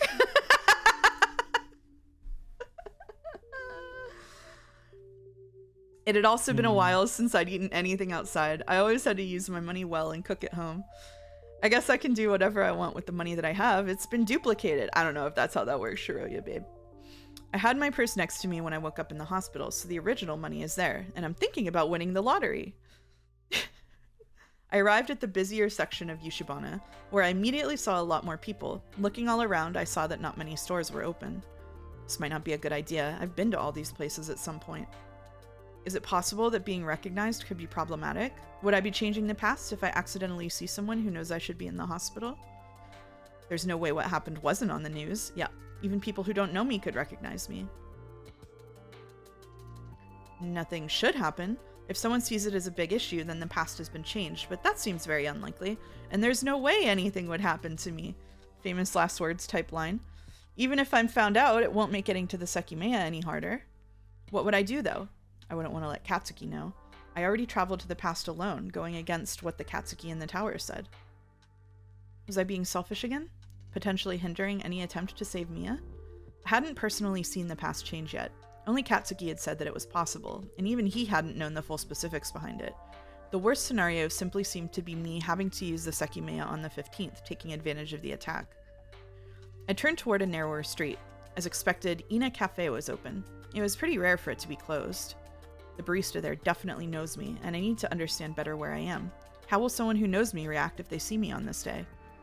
I walked to the entrance, finally making up my mind. Through the glass, I saw that the interior was empty, and Darfy... What are we doing with Darfy, do we think? Darfy? Darfy. Fedar. Was wiping down one of the tables. It had been a long time since I'd been there, but there was a time in my life where I frequented the place, enjoying the calm atmosphere. This one is bad. Oh boy. On the ground was a square carpet to clean the snow off my shoes. I used it before opening the door and hesitantly walking in, immediately feeling the warm temperature. You can read for a bit. Dorothy didn't turn around yet, so I looked at what was on the menu. Like in the past, there were light drinks and meals, as well as alcoholic beverages closer to the right. Sorry, close to the night. Hello? Hello? He suddenly turned around. Whoa! Gets a Sprite? Wow. Oh, this does not bode well for the rest of this chapter. Mm-mm. Oh, wow. Ha! Shiroya! Yeah, it's been a while. Oh my god, you're all right. So you know what happened? They're totally in the Mia timeline. So you know what happened? I am, yes. Of course, you were on the news. I managed a bitter smile in response to his relieved expression. I'm so glad you were released so quickly. How are you? Okay, he thought she was in the hospital. Maybe. Makes sense. I'm supposed to be in a coma. I'm okay. I was released yesterday. Fortunately, nothing major happened to me. That's really good to hear. If you came to relax and try to forget things, we don't have to talk about it. That would certainly be convenient. It's fine. You don't have to worry. Are you sure? I can't imagine what it'd be like to lose someone close to you at your age. I'm so sorry. Oh, we were wrong. Oh, what if we're chaos in a fourth timeline? Katsuki died.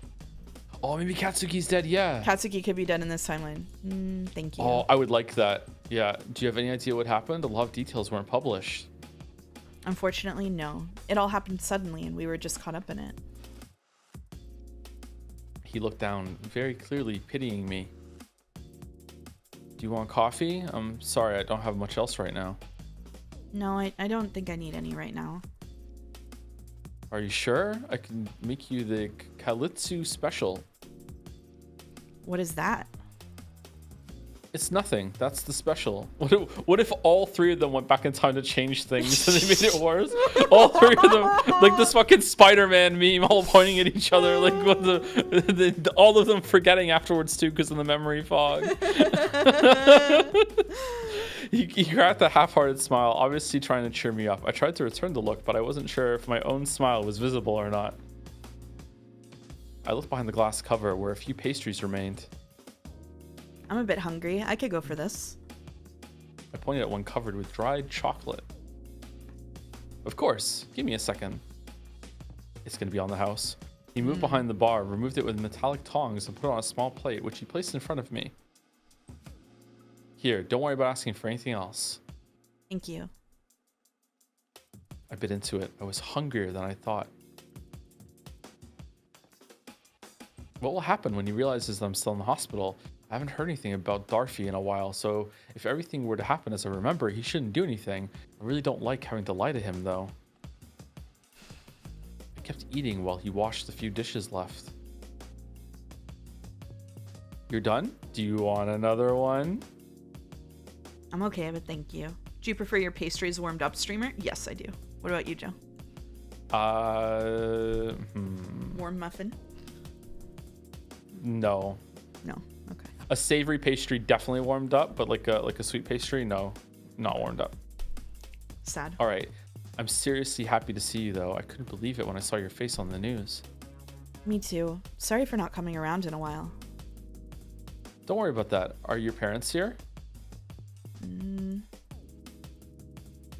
Darfi had to be in his late 30s, but he was a good friend of my parents who actually brought me there for the first time. I hadn't spoken to him that many times, but I figured he was familiar enough with me as he'd known me since I was a kid. They aren't. No? Will they come soon? They will, right? I don't know. As of now, they'll stay overseas. He looked puzzled and disappointed. In fact, I did know they wouldn't come. Even after waking from my coma, they would only talk to me through phone calls. Too busy with administrative work, of course. That's fucked up. Yeah, that's fucked up. Oh, Cora wants to know, what about the greatest pastry of all, Pop-Tarts? I would put a Pop-Tart in a toaster, but the thing is that Pop-Tarts had gone so far downhill that you wouldn't catch me eating one now. Have you seen them recently? They're embarrassing. I've never had a Pop-Tart. Whoa! Wowee! I've never had a Pop-Tart. You I've had the missed- legendary whoa. Foods gluten-free protein Pop-Tarts, but I haven't had, and they were decent. I heated those up. I haven't had a Pop-Tart. Wowee! Would you call it a toasted Pop-Tart? I'd just call it a Pop-Tart. They're Why are so you bad poopy now. buttholing? Who, me? Yeah. What do you mean? Wowee! Oh my I haven't had a god! Pop-Tart. I'm just surprised you never had a Pop-Tart. I don't know. I liked what were the ones where they came with a little they were like flakier, and then they came with a little packet of like the white icing that you put on those. I liked those better. I don't remember what they were called. Oh, I know what you're talking about. I think I've had those once. They were okay. My first contact with Pop-Tarts was Neon Cat, and it made me think they were sandwich thickness. Did you know that when I posted on AOL Pokemon message boards, there was a guy there called Link64Man1, and he went on to invent Neon Cat? What do you think of that? We were friends when I was like 11. Why'd you sigh? What'd you sigh about that? I'm just remembering AOL message boards, okay? I'm just remembering, all right? I don't, just, bad memories. Bad memories. Mouse, you made it up? All right. That's all right. That's all right. That's right. What will even happen now? 2 identical copies of my phone exist. How will calls work? I suppose it doesn't matter. If both phones react when they call me, I'll just have to not pick up. If only mine rings, the past wouldn't be changing. Or would be changing. Sorry, I never roleplayed on Pokemon message boards. That's what Joe did. I did not roleplay. I never did that. I didn't do it on message boards either. It was private. Do you come here anytime you do you come here anytime you want? Do come here anytime you want. You're more than welcome. I will. I just wanted to leave my home today. I completely understand. That's good for you to do. Yeah. I think I will have coffee. Absolutely. How do you want it? It's pretty late for coffee, actually. I'm not sure. Anything that's not too strong and without milk or sugar. As always, give me a second. He grabbed a short, transparent glass and filled it halfway. Do you want it alongside anything?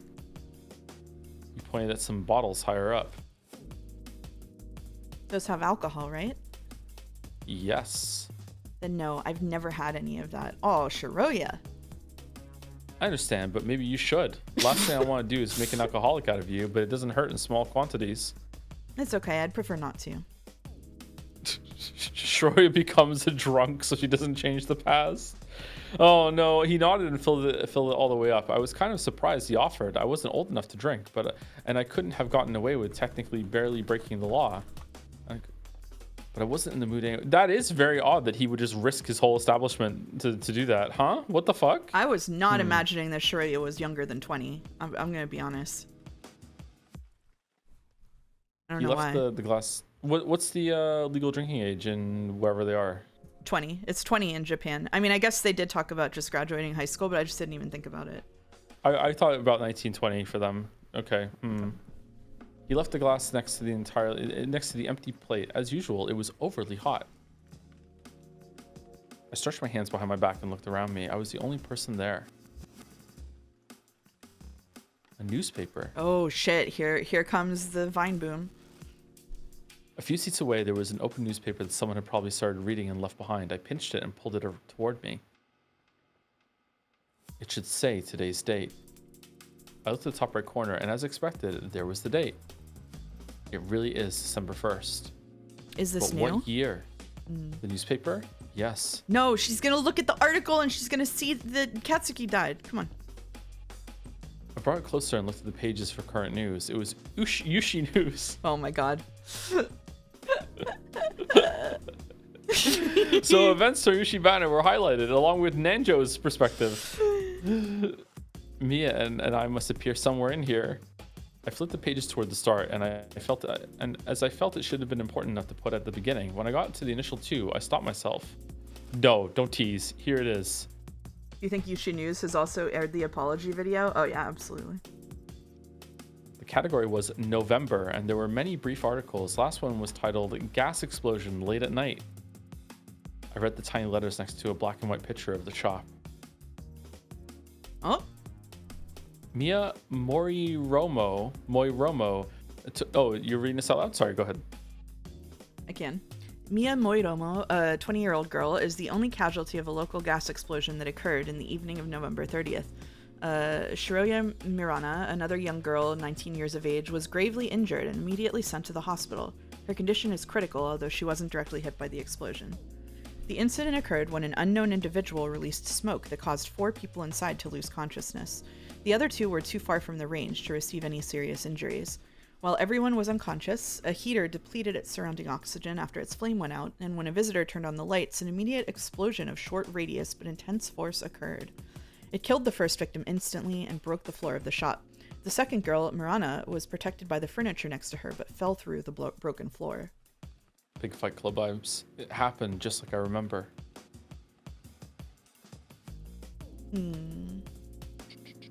I'm surprised that this means that. Me too. Yeah, I thought it would be Katsuki. And it doesn't even say why the incident happened. Right, on the 15th, when smoke knocked us out for the second time, I thought that both incidents must have been caused by the same people. That would be Zen.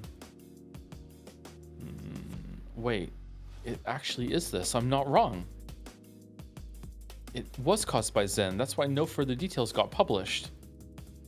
I don't. Well, I don't remember if I put this on my conspiracy board. I think I put it on it and then removed it. But it seems like it's possible that it was jewel thieves that tried to rob both places. That's what Katsuki told us. Zen already tried to steal the Sekimeiya once, but they failed. They almost caught the person behind it, but since they ended up escaping, it wasn't published that they'd been from Zen. So this was the first attempt to steal the Sekimeiya. The Sekimeiya... Oh, is that why they can go back? Because that's where the Sekimeiya was at some point? It's possible, yeah.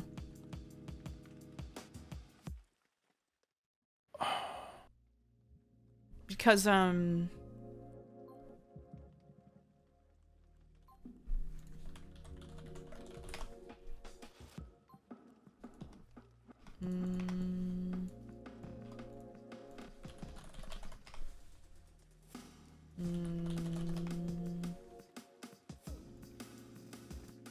when did we see the jewelry shop? Was it was here. It was here. Okay.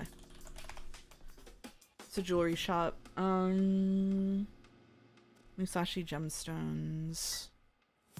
Even at my age, I regularly go to the 2 mountains behind us. I found all you see here without exception. So it's possible that the owner of the shop is the one who found the Sekimeiya. It's likely that this guy found this the Sekimeiya. Yeah, I think so. Yeah. But it was maybe he was meeting with the person in the suit when Shiroya was watching to talk about it. Could it be that you get sent back to where the Sekimeiya last detected you? So when they go up into the attic, when or registers your coordinates, basically. Yeah. Sai had the Sekimeiya in his pocket secretly, so that's why they went up there. This goes back to the save state idea, but specific, not just oh, I was there at this point in time. It's oh, you were there with this stuff at this point in time, and it. Oh.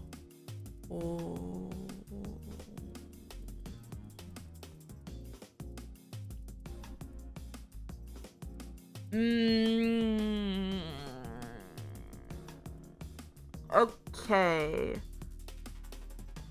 What are you cooking? What are you cooking? God. So with the thing with Katsuki having an injury that was healed on his arm.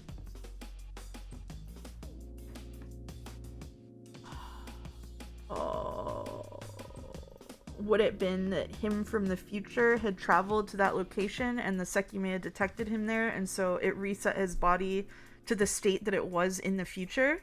Because the last time it had seen him, the Sekimeiya had sensed him there, it had been him from the future, and it was partially healed. Oh. Maybe. It could be that. That makes more sense. But that does mean that The body is resetting at some point in some way. Why would it do that instead of the past? The church, the church. Yeah, I'm feeling the church. Oh, The church. I want It's going to be very hard to keep track of. Oh yeah, we're gonna have to. Oh my god, this is gonna be our Monday night, isn't it? Oh. No Palace of the Dead. We can do some Palace of the Dead and then a little churchy as a Churchy of the Dread. Yeah. What are we theorizing about? That the Sekimeiya like registers people's coordinates when it sees them, and that's how it decides where to send you.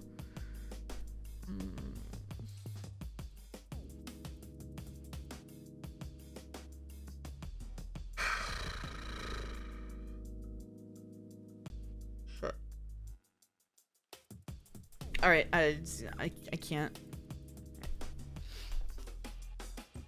Of course, in the attic, I knew I recognized that smell. I smelled it in that shop. That's what happened there. Zin tried to steal the Sekimeiya before it was brought to Ashia Tower. The Sekimeiya was in the shop, and for some reason, Zin didn't succeed. That made sense as the outline of what had occurred, but it didn't mean anything to me aside from the fact that Mia's life had been taken during an attempt to steal a gemstone. At what point did Zin know that what the Sekimeiya would do? Or did they attempt to steal just another simple gem that Ashia had? The advertising had just started. Is it the Sekimeiya is smoke bombing? Like a scared jellyfish? Scared jellyfish. No, I think people are releasing that gas. I think that Zin is like, at first when they mentioned Zin, I thought it just didn't matter, but unfortunately I think Zin does matter. I think that Zin is probably jewel thieves who are trying to steal this thing because somehow they know what it does. Like maybe the shop owner is double dealing, but Ashia made a better offer to him, and so he decided to sell it to them instead. And so Zin decided to try to steal it.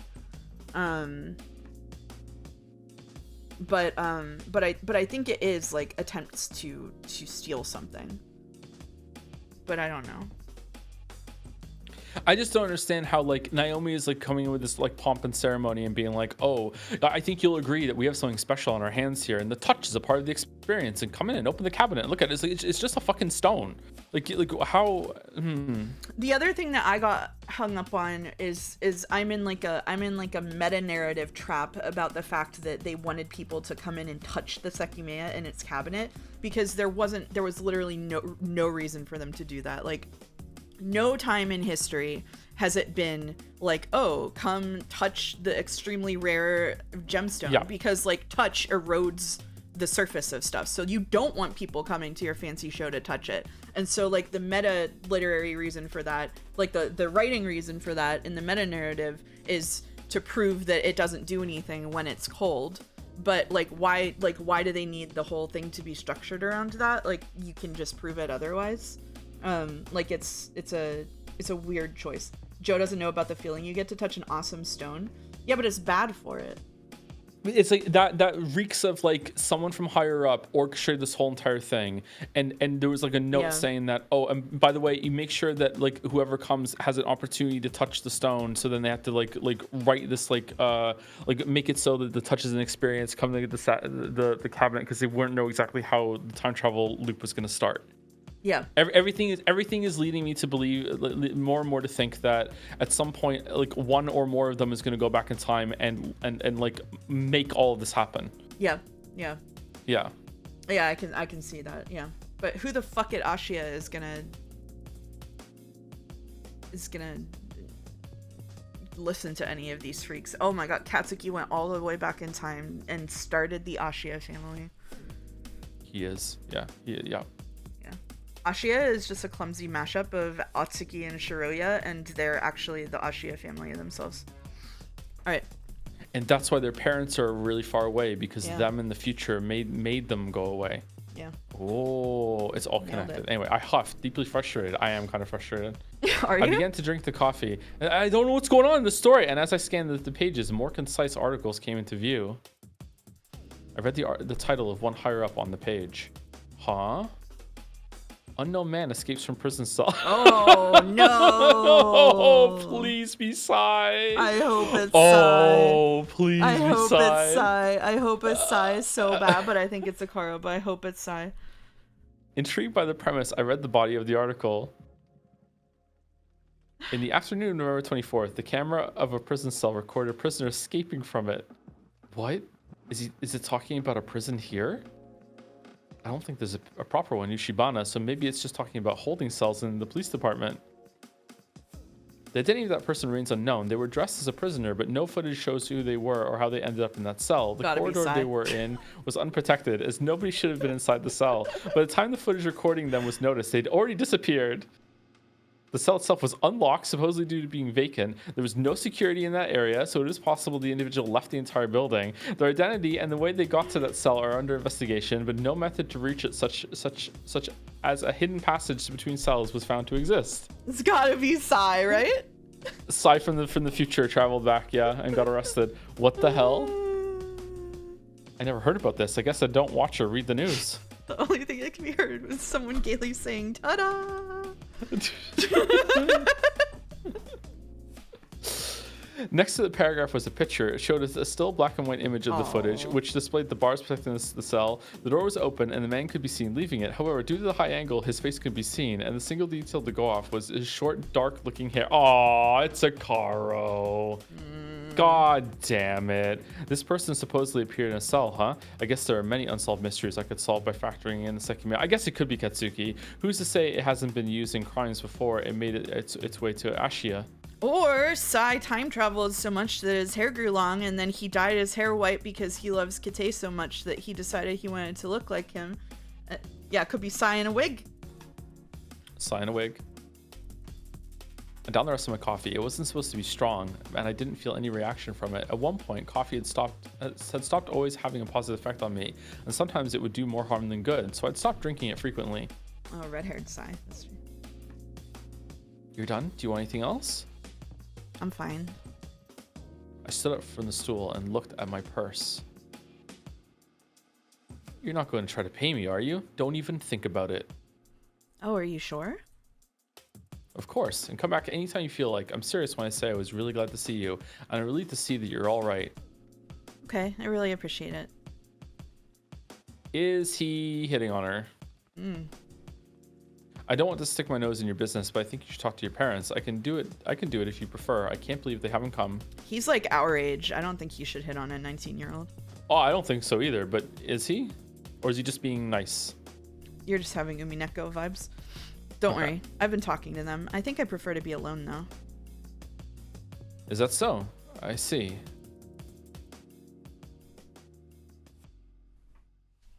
I smiled and walked to the entrance. Seeing the desolate street from such a warm place made for a very pleasant contrast. He's a family friend. There's no way. I have very bad news about reality chatter. Bye. I'll see you. There are a lot of things I want to talk to you about, so come back when you want. As you can see, we're not even closed on Sundays, so it can be any day. I wish you the best to get through this. Sekimeiya Sunday. Oh god, was Godot a social worker? Sorry, we're getting really derailed. Okay. I nodded and left the shop.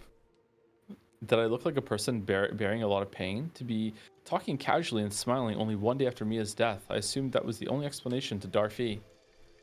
I unconsciously picked a side and walked away. Everything around me, existence itself, felt calm. I still wondered how that was possible. Only days previously, I questioned whether I would even speak again. Just what had happened to me? It wasn't that I didn't feel that pain is my own anymore, that I simply expected Mia's death to be overwritten. After all, even if I did erase it, my memories wouldn't go away. Had all the terrible events afterward outweighed it, made it insignificant? How did that make any sense? No matter the reason why I felt so tranquil, I liked it. Being able to feel any kind of comfort was a welcome change, even if the future was uncertain, and even if it all still revolved around the Sekimeiya. I went back to Remon Street. In the center of Yushibana, it was the largest one, ending at the town hall. No cars could go through it, and it was where you could usually see the most people. This clearly says Trinity Street. Excuse me? Where? Where does it say that? On the banner. Oh, it's a bit smaller on my screen. That's why. Okay. Yeah. Okay. Yeah. This is Moncton. It was Sunday, so it made sense that most places were closed. I thought of going to the tower earlier, but that wasn't even possible as it's closed on Sundays. While I thought about what to do next, my legs automatically turned me toward a branching street. I didn't know whether to stop myself, so I continued. I hadn't really intended to go any direction in particular, but it was a path I'd taken before. As opposed to the wider street, that one was only lined by residences, and it led to a one-way road, just as I remembered it. After ignoring two branching paths, I turned toward Enric Avenue. From both sidewalks grew tall, skinny trees covered by the snow, elegantly draping over the path. It was a pretty place to live in, situated on the opposite side of Yushibana from my apartment. Couldn't bring myself to walk any farther, and I only stared into the distance from the corner. I was looking at Katsuki's house. I like the Shiroya slice of life segment with herself. It's just Shiroya's solo slice of life. Near it, I could discern some people outside of their own houses, but Katsuki's was still. I can read, I swear. I don't think I should let myself be seen. I hadn't had any reason to go there, but I knew that if Katsuki saw me, I'd end up explaining everything that had happened. While a part of me wanted to do that, it wasn't strong enough to force me. It's Shiroya City, yeah. Yep. Is there light? The road had very few wheel marks, and no cars were allowed to park. I crossed it to get a little closer. She's playing with fire here. Yeah, he's in the living room. Through his window, it was possible to see the light on the opposite side. After waking up from my coma, he told me that he'd only left his house to go to the hospital, and that he'd otherwise spent all his time miserable. I knew how he was feeling on the other side of the glass, and if I simply showed myself, I could help him. So then, why did that not feel like the best idea? I surreptitiously approached the door, wondering if it was simply because I would ideally overwrite time anyway.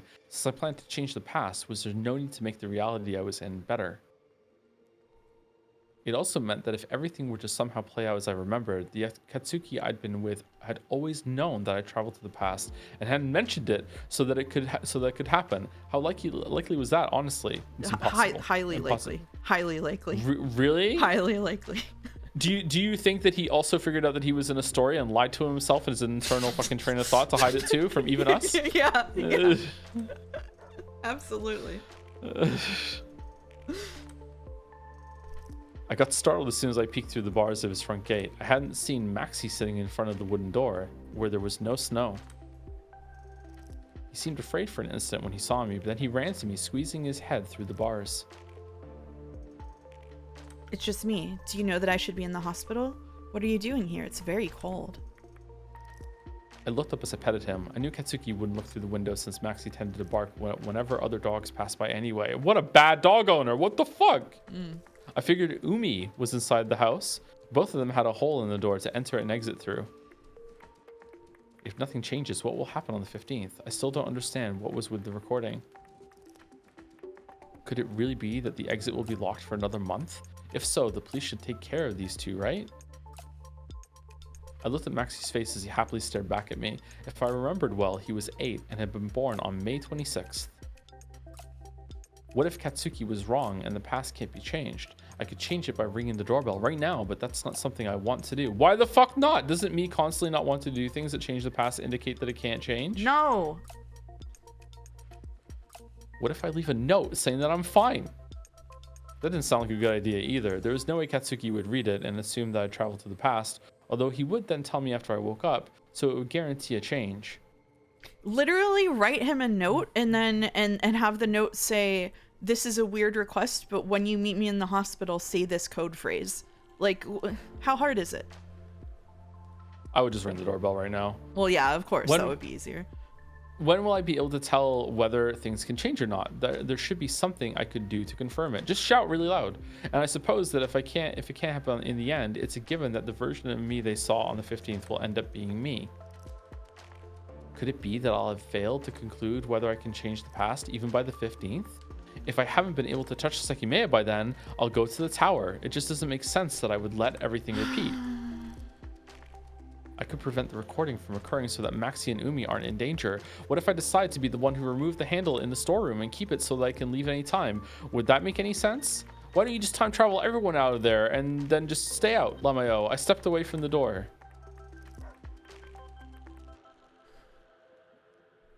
Don't worry, I'll be back soon. I kept walking back, but Maxie didn't take his eyes off me until I disappeared from his view. Bork, bork, bork, bork. One of Katsuki's neighbors was looking at me too, and she waved at me from a distance. I knew I'd seen her before, so I awkwardly returned the gesture. She opened her mouth to say something brief, but I couldn't hear her. I waited to see if she'd repeat herself, but it didn't seem like she'd realized I hadn't heard her. Okay.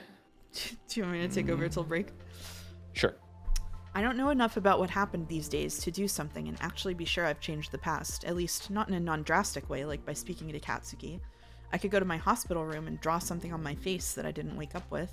Yeah, nobody will be suspicious about seeing you in your own hospital room, girl. Good luck.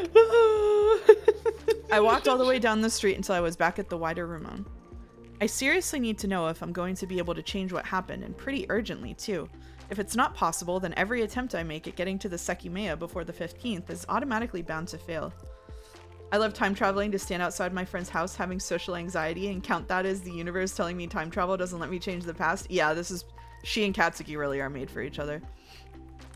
The time Kate said that someone from Zen had tried to steal the Sekimeiya, there's no way I'll be the person behind that, right? Would he have said so if he'd known about it? I guess if the past can't be changed and someone did attempt to steal the Sekimeiya on the 30th, I have a guarantee that I won't be caught because he didn't mention that. Oh my fuck. A lot more people than I remembered were walking up and down the stone path. As usual, most of the snow had been removed, so it didn't hinder anyone. Is this the cliff, Falzar? It's alright. I don't mind it. I tended not to like being in that busy street, but I wanted to appreciate people simply existing around me. Most of them were slightly hunched over to feel warmer, wearing scarves around their necks.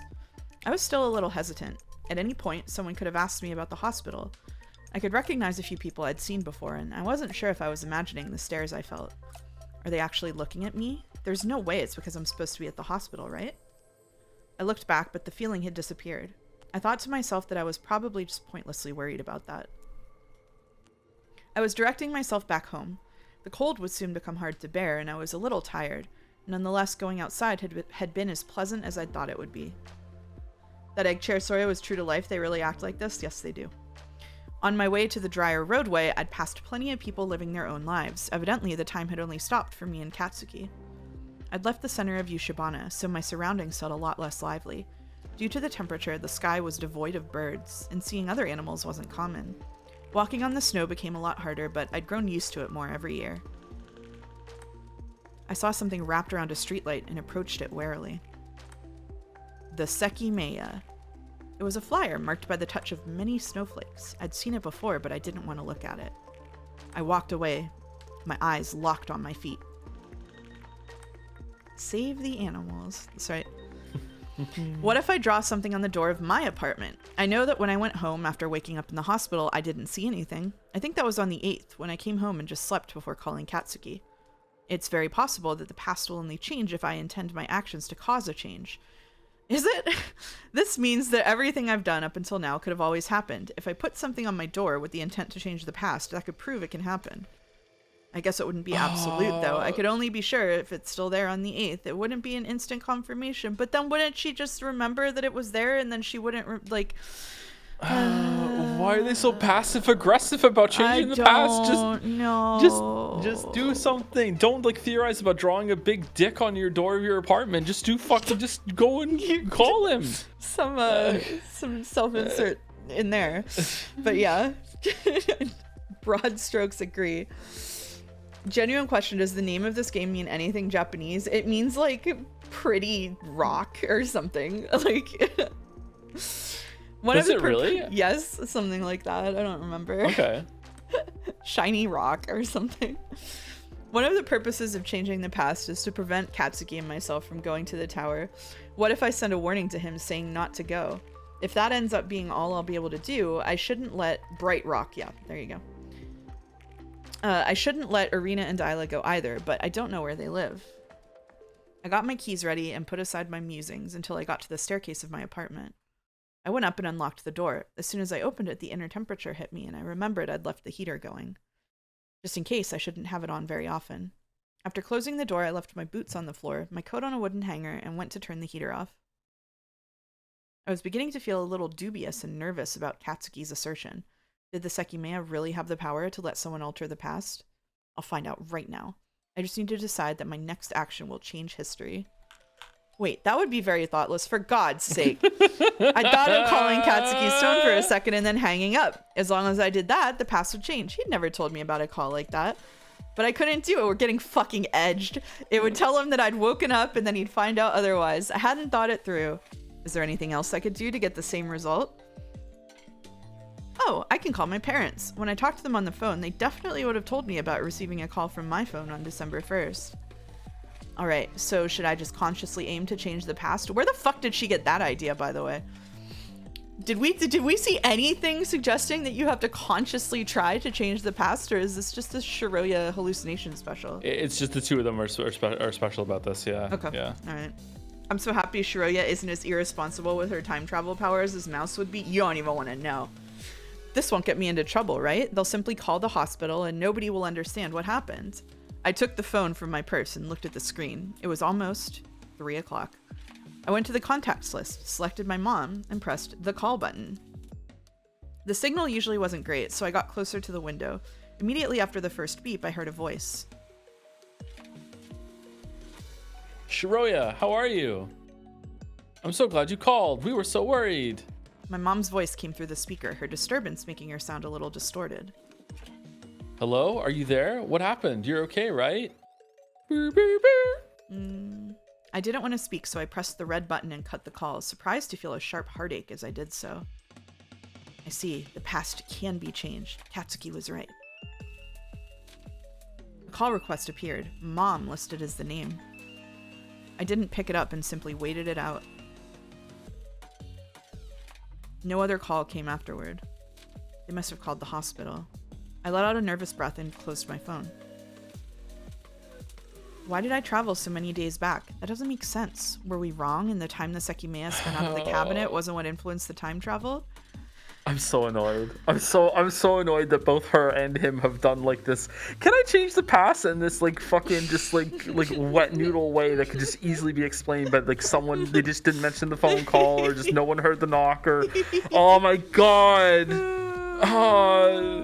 Yeah, Sarah says I'm genuinely having a where's Sai moment because I want him to show up to fuck up her whole let's do the smallest possible thing to prove the past can change. Yeah, I'm with you. What would Sai do? Sai would like fucking like get himself in prison and escape from it just to show that he could. That is what Sai would do. That is what Sai would do. Yep. It's not possible to spend enough time in the water tank to send me here. Either way, what's important is that I can replicate it. Before the 15th, if I'm not able to get the Sekimeiya, I can change the past and prevent Katsuki and myself from going to the tower. The 15th is the only time where I'm guaranteed to be able to touch the Sekimeiya. There will be the attack and people will fall unconscious, probably except the attacker. If that period of time isn't enough, I'll have 12 hours to use it, during which people will get trapped again. If it comes down to it, I might have to think of how to take advantage of what happened. When the smoke went off, there were many places that weren't hit. Since the past can be changed, even though the Sekimeiya must currently be in the tower to bait an attack from Zin, it's possible that I'll be caught by the police if I try to go and touch it before the 15th. Just which option is better? At least if I get trapped by myself on a night before the 15th, the only person trapped with me will be the person in the security room. I only need to learn how to jump days into the past, which should be a lot more feasible if there aren't 7 other people there. I really appeared just minutes too late to save Mia. That's ridiculous. Oh, she's gonna get trapped with Kate and jump him out of there, and that's why he isn't in the 3rd timeline. I wonder if the Katsuki we just saw in the apartment was the one that escaped from prison Whoa. and is also from the past. Oh, shit. Instead of appearing instantly, I felt like I woke up. When I touched the Sekimeiya in the water tank, the heat around it was clearly a lot stronger than every other time. So the heat it releases is related to the distance traveled, but the way it increases might be different from what we thought. I should probably try to eat something. I went to the kitchen. I didn't like cooking and I wasn't great at it, but I'd lately gotten used to making my own food as I didn't have many alternatives. When I'd been living at Katsuki's house, I'd only eaten by heating up prepared food that I couldn't afford. I opened the fridge and, as expected, there wasn't much to choose from. I was hungry due to walking around in the cold, so I wasn't picky. A bit of meat remained in a plastic tray. I really only kept buying it because my parents used to. I grabbed it and looked at my side. Thankfully, the frying pan was clean. I usually avoided using oil because the sizzling always started. Oh my god, sizzling always started. What are we doing? What are we doing? Part 1 of a Higurashi episode. I usually avoided using oil because the sizzling always startled me, and as a result, I'd basically stopped caring about eating things that were plain. I ignored the full bottle and heated up the empty pan for a few seconds. Then I carefully placed the last pieces of meat on it and took a step back as they cooked.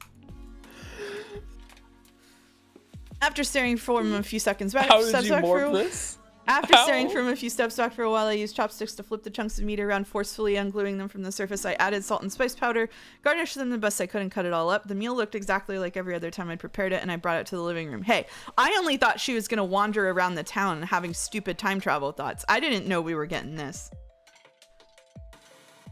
This is what most of Fate Stay Night is like. Well, now you know you're not reading it. I left the plate on the table and sat on a cushion. This doesn't even make sense. Where are the others? Yeah, it does look good. Scran. I thought of something that should have come to mind much sooner. Katsuki, Arena, Sai, and maybe Akaro. What about Isla? Oh no, she's, well, not yet though. A bunch of people who must have been outside the tower too. Where are they? I'd been assuming I traveled alone, but that doesn't make any sense if we were at least right about one thing. If the range of the Sekimeiya was related to how far you went, there's no way the lobby wasn't included given that I traveled more than 2 weeks to the past. Where are they? I had to have made someone else time travel with me. And everyone should have appeared at the same time that I did, but I'm also not sure. I was immediately aware right after the touching the Sekimeiya and passed out for a little while, so who knows when that would be. Was our understanding of the range incorrect too? If the range equaled the size of a crystal room when we traveled less than an hour, traveling 15 days must have been extended far outside the tower. I grabbed a slice of meat and brought it to my mouth. It's not good at all. Not Scran. The taste was weird, but the spice did its job at obfuscating it. Weird. Ashia and the police were right outside the tower. If they traveled to the past, I'm sure information about that would be widespread. There's no way a bunch of people traveling through time wouldn't create an uproar. I appeared late on November 30th, where I'd been on that day. When we were in the tower, we thought about going 10 minutes back, but appearing where we'd been 5 minutes before traveling. Does something like that happen again? Maybe I appeared at, 9:10 where I'd been at 9 o'clock, so my old 10 wasn't there anymore. My old self wasn't there anymore. If I showed up exactly where I was at the time, I would have replaced my old self, and now I know that didn't happen. It's just like pages of bullshit because she's saying nothing. Oh, we're back in chapter 1. Oh.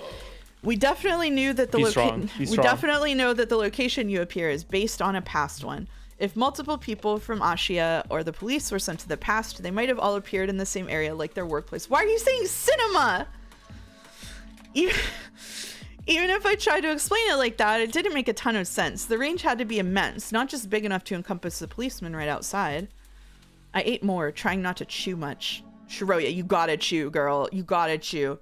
Shiroya travels back in time and then she dies by choking on her food, and that's the article Sai saw in the newspaper, and that's how he says that he knows she's dead. Because she tried to change the past. Does it bother you that the edge of the TV is sticking out over the TV unit? Oh my god, I didn't even see that till now. Oh, I mean, the center of gravity is still fine, but like, why would you do this? I ate more, trying not to chew much. I wasn't sure if the meat was bland or just plain tasted bad, so I could avoid finding out by not biting into it. I bet we were just mistaken about the range as well, or maybe it wasn't necessarily that. Maybe the range and the time the Sekimeiya spun out of the cabinet were related. That'd still make some sort of sense. Because again, when I touched it, it couldn't have been there for too long. Stupid Shiroya. And the range couldn't have been that large either, so the question should only be why I went so many days into the past. What if it's just random? It just does what it wants. We kind of let go of that thought because we didn't want it to be true, but it would make enough sense. I stopped eating. The aftertaste was getting worse and the hunger had somewhat faded. This could be really bad. If I was the only person who traveled, then everything I'd thought should still apply. On the other hand, if a bunch of other people went with me and there's no news about it, I have no idea what will happen. Zin members from the future could be here. They would know about the incident and about the secret alarm. And if they do, they know what to expect and would alter their plans on the 15th. She hasn't even checked the news. Even if Ashia members or the police are here from the future, as long as they somewhat understand what happened, there's no guarantee the events of that day will happen again. If Sai also... Yeah, I miss Mia really bad. If Sai also traveled, there's no way he won't try to steal the Sekimeiya before then, when nobody else seemed aware of its powers. I didn't consider that more people could be here with the same intentions that I have, aside from the original Zin plan. I bit my lip. If more people had traveled from the future, anyone could change the past, significantly obstructing me. My phone insistently vibrated against the table. It was another incoming call. I leaned in to look at the tiny screen on its back. My mother again. I imagine she was told I still haven't woken up. I let the ringing continue, but it stopped very quickly. Hi, Mouse. It's me. The tea pluffin on your shoulder. Would you believe me if I said Shiroya City has parks and it's a good neighborhood? It looks really nice. I just don't want to live there. Huh. Did she just hang up? No, someone answered. Yeah. Maybe not. Right now, my original phone should be next to me in the hospital. If the call showed up on both devices, it's possible someone picked it up from there and it stopped ringing here. I let myself fall back on the floor and waited to see if she'd call again.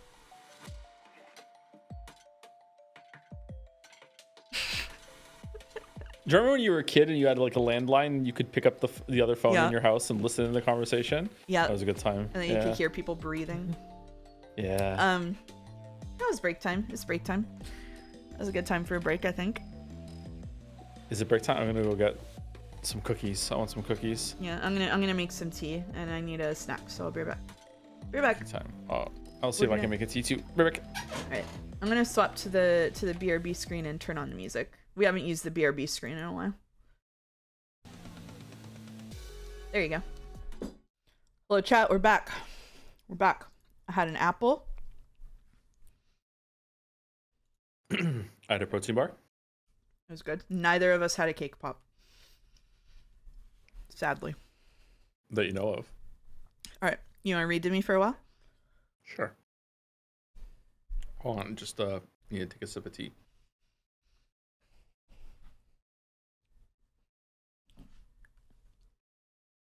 How's your slice of life brief from the slice of life? I had a slice of apple, actually. Slice of apple break. Apple. After the theorizing, does Joe have your pillow? I don't know. Do you have my pillow? Do you want it? I don't think either of us are on a pillow. Just because one person did more theorizing doesn't mean the other person did nothing. Like, what do you mean? The pillow is challenging his masculinity. Exactly.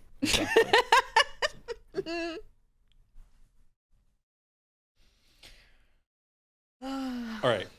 There'd be no new calls and I hadn't sat back up. I've been lying there for quite a while, so hunger started to claw at me again.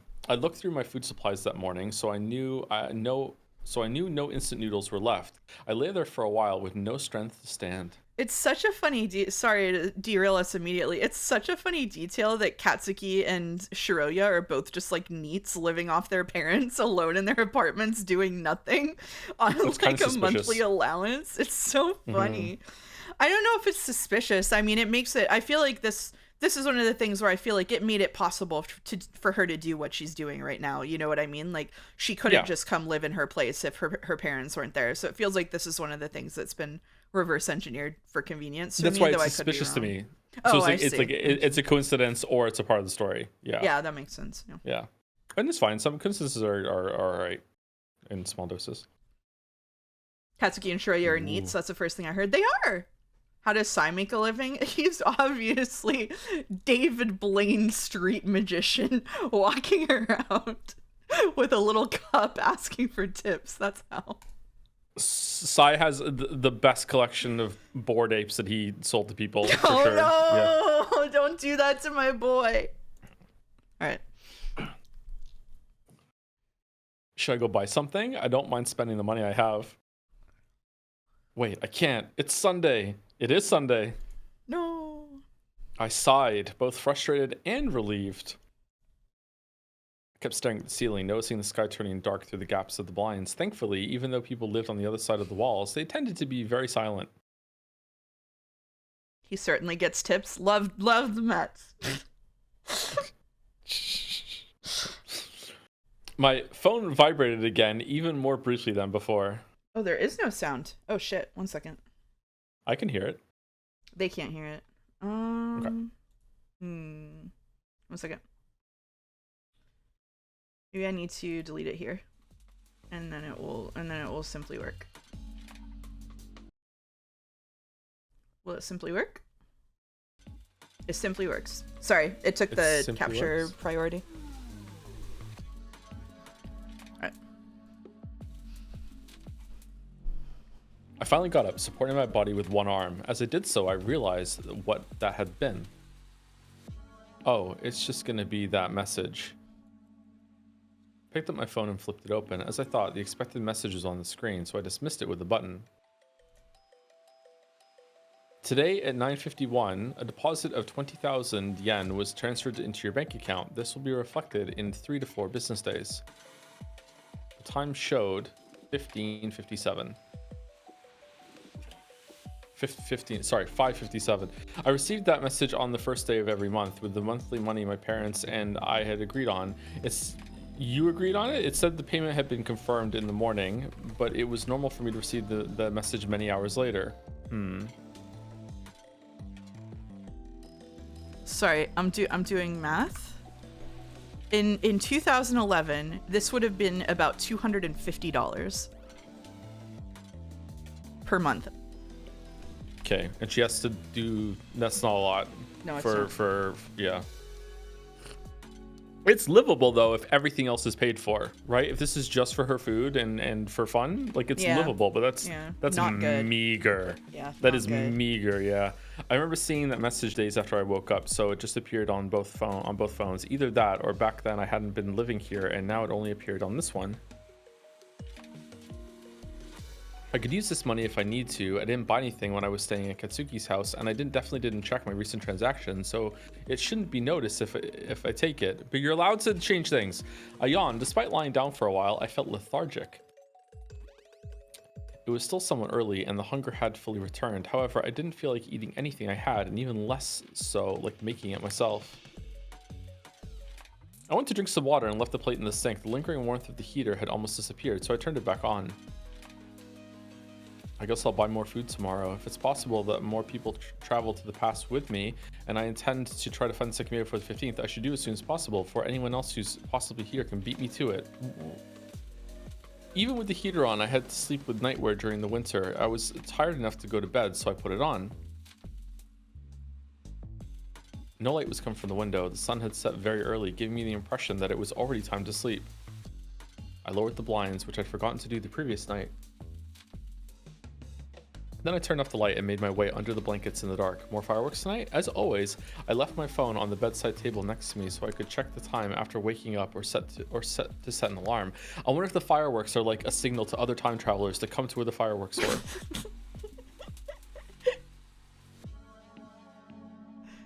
I hugged the pillow and closed my eyes. It had been a pretty messy day. Aside from the arriving from the future aspect, I'd had many similar days that year. Yeah, just that one small difference. The reason why I've been able to relax and enjoy the tranquility was probably simple. My preoccupations were much different from the usual. Shiruya, girl. We gotta talk. You gotta do something, man. Like, maybe get a volunteer gig. You said that there's a library nearby. Maybe they'll take volunteers. You like animal shelters around. Do you like animals? Do you like the dog? You gotta get out of the house. Even if you don't want to get a job, you gotta get out of the house. This isn't good. I just know that her and Katsuki were made for each other after this part. Like, oh my god. Those days were bound to end. I'd eventually have to find a job or study far from home. The weeks without obligations were ideal, but the feeling of wasting them was what made them stressful. I'd rarely been able to feel so calm, even though I still had very serious concerns on my mind. Do you know what thought I just had? They didn't mind being locked up in the room with the egg chairs because it's literally no different from their everyday lives anyway. Oh no. They do nothing, they stay inside, and they only talk to each other anyway. They literally no difference. That sounded good to him because they don't do anything else anyway. And they also didn't have sex for the 100 years either, yeah. Yeah, it's the exact same thing. No exact difference. Same thing. It was just a fantasy about doing this forever. Yeah. I hated thinking about it, but what would I do in the future? My parents wouldn't keep sending me money for many more months. So what job could I find? You're going to win the lottery. And I was only a little interested in studying medicine, but I didn't want to move. I'd have to spend years and years pursuing it. Of course, it was expensive too, so I felt I had to completely discard the idea. What I had to do was very important. I had to erase Mia's death and make sure Katsuki wouldn't go to the tower. If I could travel to the past and win the lottery, I would do it. If it wasn't an answer I never imagined, but it was perfect. And I'll invest it in moon tourism. It's almost perfect. There's this huge problem. The past can be changed, but the way it happens, even if I am able to save Mia, 2 versions of myself will remain. I have to assume that's how it'd work. It's the most logical answer, isn't it? Neither of us would blink out of existence. And here it goes. Here it goes. Now she's going to realize that she has to make sure that this version of herself and the past version of herself go through the loop, and it's a future version of herself that has to be there, and then it just everything leads to that. Here we go. Here we go. Here we go. What would I do? Claim my lottery prize and go live on the other side of the world while the other version of me stays with Katsuki and Mia? Yes. Yeah. I don't want that. It sounds ridiculous too.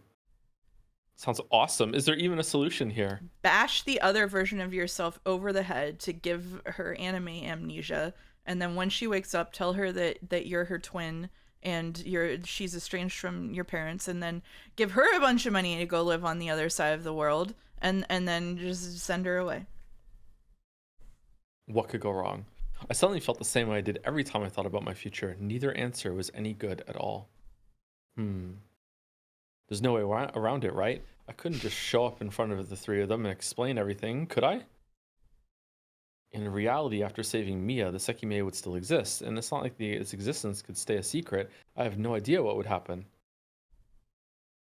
I guess that if I can get to the Sekimeiya before the 15th, I could get it again after Mia is safe. At the very least, if I had it, that would prove I'm right, and nobody else could steal it from Ashia later on. I doubt I'd be questioned if I appear in front of another version of myself, though. No? I would question myself.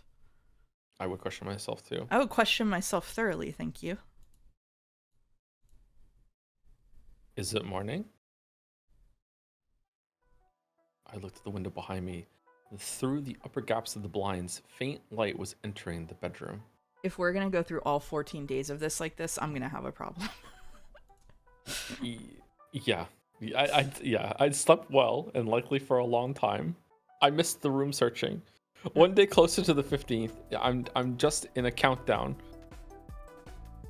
I wonder where the Sekimeiya is now. If Zin had already failed to steal it once, are they already planning their daylight attack? We're getting smiley faced in the chat by people, by the way, who didn't even bother to read it themselves and just went into the Sekimeiya thread and asked to be spoiled on us just so they could send smiley faces in chat like that. What? Just so you know. I'm calling them out. I'm calling them out. I'm calling them out. Wow.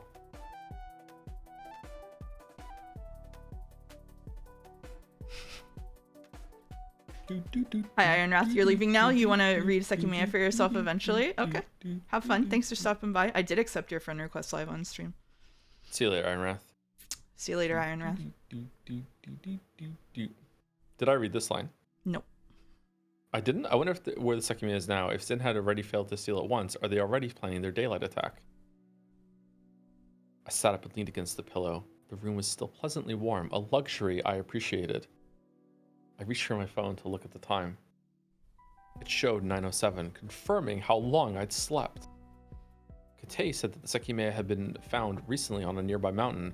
Could that be true, though? Was it a stone with time-traveling powers on a mountain next to Yushibana? Thank you, Ironwrath, for gifting a tier 1 sub to Sekimeiya. Appreciate that, Ironwrath. And thank you, Weeby, for saying 100 line pacing is this, but for 200 hours. Do you still want to stream it?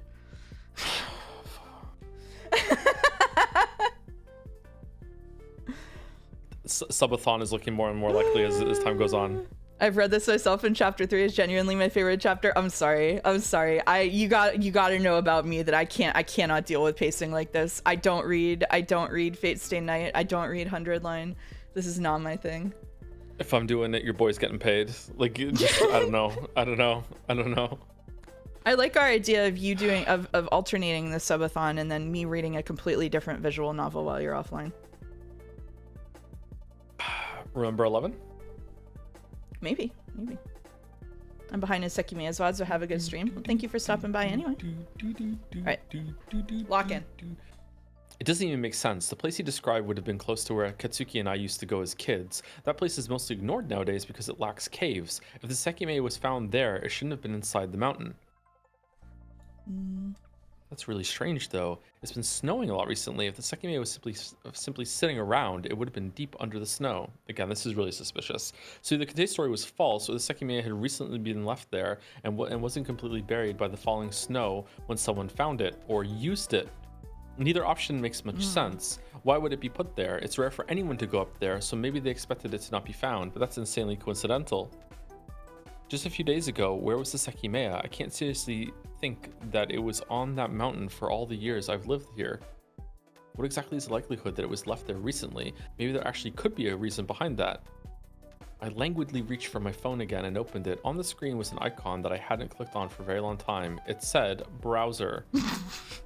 You know what the good thing is, though? This isn't giving us any new information whatsoever, so it gives us time to catch up on the chart. It's free time. Free parking. Yeah. My phone could connect to the internet at all times. It was extremely slow, and I never used it. Before my parents had left, we had local internet access, but they shut it down once they took their laptop away. I pressed the button and waited for a white screen to load. I had to look away from the glaring brightness, falling back onto the pillow. Weeks ago, who had the Sekimeiya? If someone had it, is it possible it was already given that name? I don't think Ate mentioned who named it. If I recall correctly, he said that it was found on the 27th, and Ashia announced the event on the 29th, 3 days ago. That's fucking fast. If I search for the word Sekimeiya, I'll probably just find mentions of Ashia's announcement. I wonder if I could find an instance of that word from before the 29th. Okay, so actual piece of information here, though. If Ashia announced the event on the 29th, it was found on the 27th, they got blown up on the 30th. That means that Ashia already decided to buy the... If the shop owner did find the Sekimeiya, that means that Ashia had already bought the Sekimeiya from the shop owner whenever it got blown up.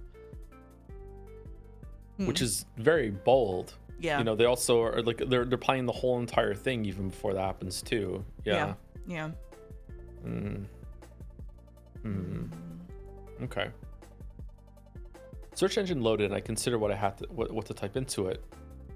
Oh my god, the flip phone. Is it possible to find traces of the people who want to steal it? I wonder if what happened on the 30th was an attempt to steal a Sekimeiya, even though it wasn't publicly stated. Could there be any mention of this somewhere online? John Titor time? I knew Ashia's announcements would cover up what I wanted to find, so I set the results of the search to be ordered by oldest first. To truly find the first recorded instance of the word, I typed Sekimeiya and pressed the search button. I was thinking about him. What's that? I was thinking about him whenever the person went online and posted about the Sekimeiya and that one ending. Did you read about that as it was going on? Yeah, I did read about that as it was going on. Yeah, I also read. It blew my mind when it blew my mind when Steins Gate actually incorporated that. Like I was like, I know this shit, yeah. And then Steins Gate got shit. The white screen returned with a slowly filling blue bar on top, which I patiently watched finish. I lost myself in anticipation, forgetting to even blink. Just when had the word Sekimeiya been recorded for the first time? I doubted I would find valuable information about Zin, but that shouldn't have been out of the question either. The results all appeared at once. I glanced at all of them hastily, reading common pages titled in blue, reporting Ashia's announcement on the 29th. Wait, what's this? The Sekimeiya incident might happen soon? It was the very first entry. Below it, in gray, I read the creation date. Written on the 24th of November. Did I find it? Here we go. I pressed down once to highlight the text and clicked on OK. Once again, the screen turned white and began to slowly load the page. When did we find out about this? It was in one of the bad ends, wasn't it? I thought so.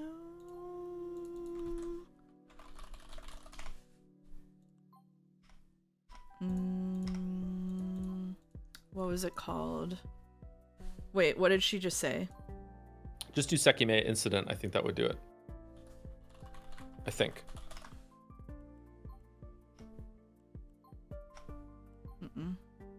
No. It was the end of chapter 1 or 2? It wasn't the end of chapter 2. I think it was the end of chapter 1. You just got to Zeal and Chrono Trigger. Nice. A toggle off exact match. Yeah, that's probably... Oh, Lord. Zeal is the best part of Chrono Trigger. I'm up. Yeah, I think so too. What about website? No. It was at the end of chapter 1. It had to be. I thought it was a message board. I thought so too. What about November 24th? On the 24th of November, Zin attacked again. Okay. Okay. There we go. Lone threat amidst the vast internet. Oh, forum. Sorry, my bad. Amidst the vast internet was a specific forum thread. The date showed it had been written in the afternoon of November 24th, 2011. It contained two paragraphs. I swear this is all the truth. I'm not messing around. I'm a bit scared though, and I'm not sure what to do. I think I just woke up from a really strange dream. It felt hyper-realistic, and I'm still shaking. I don't know if it means anything. Maybe it was a premonition. I'm not sure. However, I'd be careful on the 15th of next month. If I don't say this anonymously, I'll be laughed at or even fired. Oh. On the 15th, okay, Ashia will hold a big event in the tower, and there will be a terrorist attack. So, like Shura is about to read this, but when was this in the story? Was it? This was at the end of chapter 1. It was like when the chapter 1 did like the credits and then had like 3 extra scenes or whatever. It wasn't a bad end. Okay. It wasn't a bad end. It would be called the Sekimeiya. Okay. Some people even got trapped inside, but I don't know what happened to them. I can hardly believe it's still the 24th, and I don't know what I'm doing at my parents' house. I've been suffering from a few mental issues. I've been living alone for 2 years while my condition have gotten worse and worse. So not Arena. Not Arena or Isla. Mia? Maybe Mia. Maybe Mia. Maybe Sai. I think Mia or Sai is the most likely. Maybe Sai. Or Naomi. Yeah, Sai. Naomi is viable, but Naomi...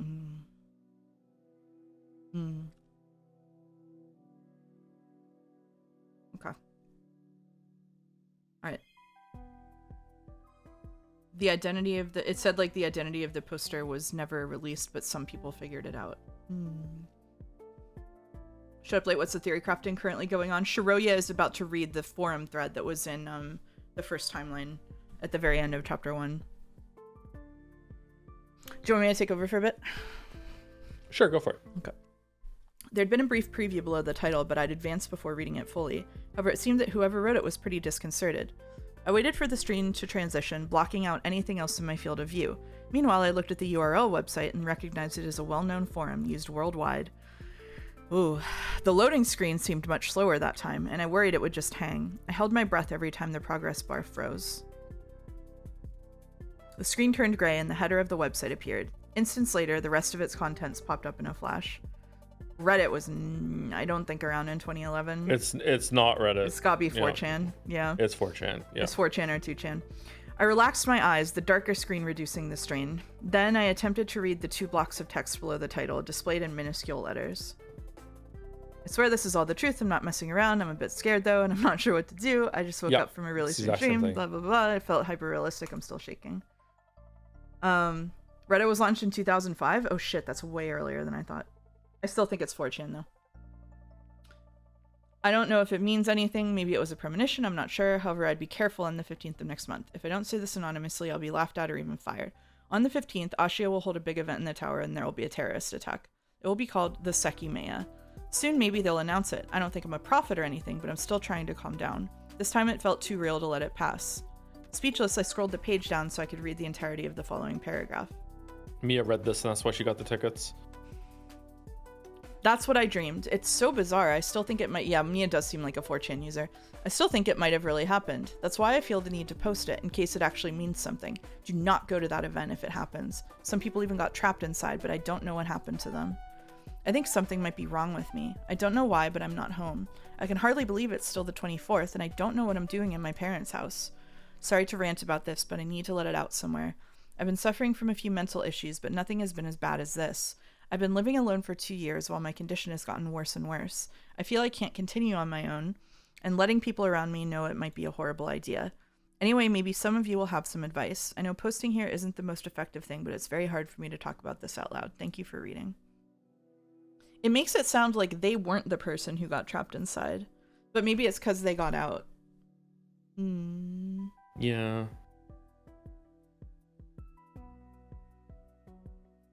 I don't know. Oh wow, Boulder says, I believe it's nondescript forum software because neither Reddit nor any of the chans allow for sorting by oldest. Hot damn, Boulder. Nondescript forum software. That was where it ended. I looked at the username on the post and read 7MDAG. Astonished, I read it through it all again. 7MDAG. What do we think? 7MDAG.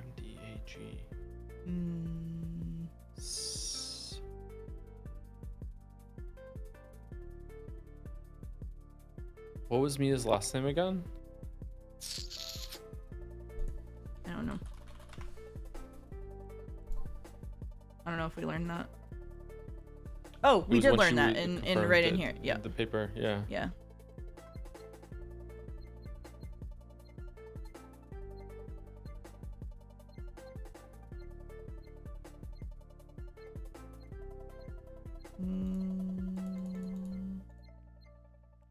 How about I search for this? Mori Romo. Yeah. Okay, so not that. Mori Romo. Okay. Or Mori Romo. Okay. AG could be a Caro too. 7MD AG. It could be a Caro. A Caro could be that, yeah. Yeah. 7MD. AG Cook, pretty good producer. +2, I love PC music. Some of my favorite music. Agaro, true.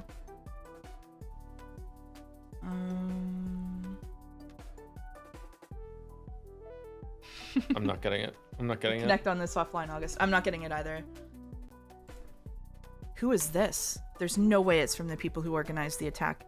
The Sekimeiya hadn't been given to Ashia yet, and they wouldn't know people will get trapped since the alarm's existence was supposed to be a secret. Could it be that someone from Ashia posted this? If not, they must have not have seen it because it reveals that someone knew about the alarm. Even though Ashia didn't have the Sekimeiya on the 24th, is it possible this person knew they'd obtain a gem to use as bait and what they'd name it? You just know this is going on the conspiracy board, by the way. There's no way. This could only be one thing. Someone who traveled from the future, from the 15th. If it's not that, whoever posted this knew about the Sekimeiya's powers. I can hardly believe it's still the 24th, and I don't know what I'm doing at my parents' house. Did they appear there from the future? Some people even got trapped inside, but I don't know what happened to them. If I'm right, this person must have been outside the tower. They knew some of us had gotten trapped, but not what was happening inside. Then, before 9, they traveled to the past. I thought about that for a while. Was it possible such a thing had happened? If they were outside the tower and suddenly traveled, did people see that? Did someone from inside the building travel to the 24th and bring this person with them? That can't be, right? It's the same thing I thought about regarding my own travel. It would have been an immense range, and it would have picked up so many more people, including me. Maybe I have this wrong. If the recording was genuine, the exit wouldn't have unlocked after 9 o'clock. That could be why this person doesn't know what happened to us, and they could have traveled after the 15th. Maybe when they did, nobody else was outside the tower, and that's why only one person traveled. I got really confused. None of my ideas seemed very reasonable. Does this confirm that what we thought about the range was completely wrong? Now it's not only my travel that doesn't make sense. There's no way this person knew all of this without being present on the 15th. Even if they somehow knew what would happen, what's the reason to post it online? The only people who would know about the alarm ahead of time would be Zin members or Ashia, two groups that would never publicly post this. Traveling from the future and posting it makes far more sense. I read it one more time, and what they described sounded exactly like they had been sent fairly far back in time. Yeah, so what she's saying right now is that this person went further back in time than she did, right? By 6 days? Yes. Almost a week further back. Okay. Yep. If it was a Akaro, it would explain why he trusts Shiroya. That's true. That's true. But if that's it, who made that travel happen? Whoever did would have disappeared from the tower. Was it a Akaro? When we left the attic's bedroom, we found the Sekimeiya powered off in a hallway B room. After that time, I didn't see Akaro again, and he could have touched it. Also, the rest of us but Sai were in the attic, so maybe that's why we didn't travel alongside Akaro. But much later, Katsuki said that he'd seen him. Maybe I'm wrong. If the range isn't an obstacle, anyone could have gone far back. Then they either could have re-entered through the storeroom or been inside since that morning. It's also possible that...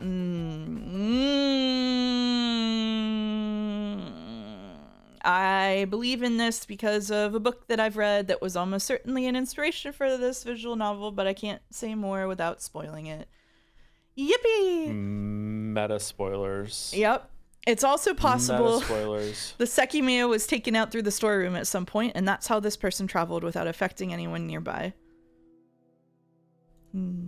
If this person was outside the tower and went to the past alongside someone who activated the Sekimeiya, would they have thought that they'd experienced a hyper-realistic dream? Wait, also, even if they somehow knew what would happen, what's the reason to post it online? Nobody would, well, they would know about the alarm, but they wouldn't know about the Sekimeiya at that point, because the Sekimeiya wasn't found yet on the 24th. Is that what you realized, Outson?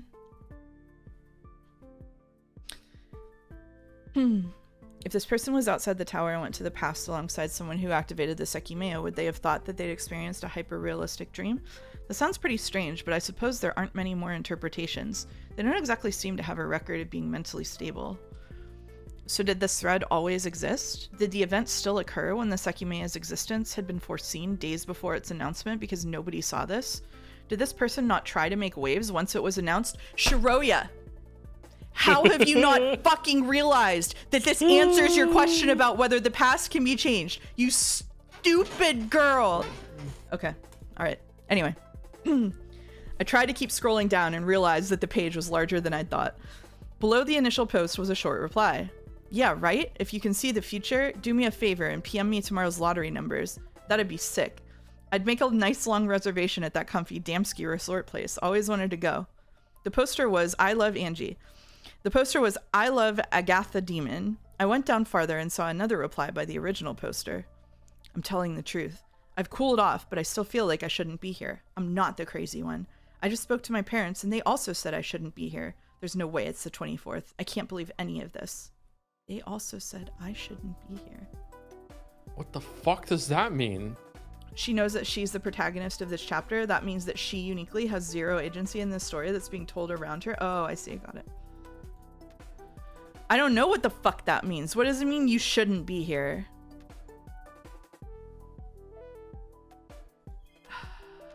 Oh god, it's her own post? Maybe. The next reply had been posted 1 day later. Below it, the dated entry showed it had been sent on the 25th of November at 8 o'clock. But where's my lottery number? Oh god, it is her! It's not. It's not. It's not. It can't be. It can't be. Oh yeah, they said that she said she would get fired. The poster said they would get fired, and she can't get fired. Okay. All right, it's so safe. I was excited to go buy my ticket. I don't know if you're just bored, but there's not much time until the 15th. Don't worry, I promise you I won't go if what you're saying happens. Next, a third person had left a comment. Their name was Rent-A-Liver. Are you someone from Sasamiyuki? Is this what you all do now? If this event at the skyscraper is actually announced, it'll confirm I'm right. Are you trying to scare people off from going? I bet you're not even from Yushibana. I frowned and tried to remember what I knew about that name. Is that a oh, we're not introducing more names. Is that a company Ashiya had a conflict with? That has to be it.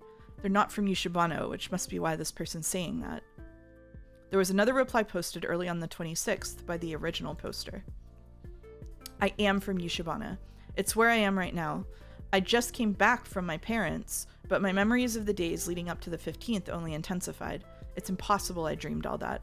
I really have no idea what happened to me.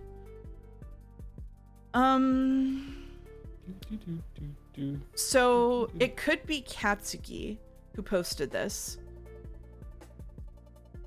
Does Katsuki have a job? Katsuki doesn't have a job. Fuck, you're right. Shit. Fuck. Oh, god damn it. A picture?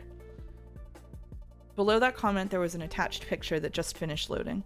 It was from high up, and you could see the tower in the distance. It's surrounding all lightly covered by snow. This was taken in Yushibana. I see, they posted this to show that they live here. I scrolled down more and came to a yellow line of text saying, this topic has been locked. You cannot post a new reply. This is all there is. DM them.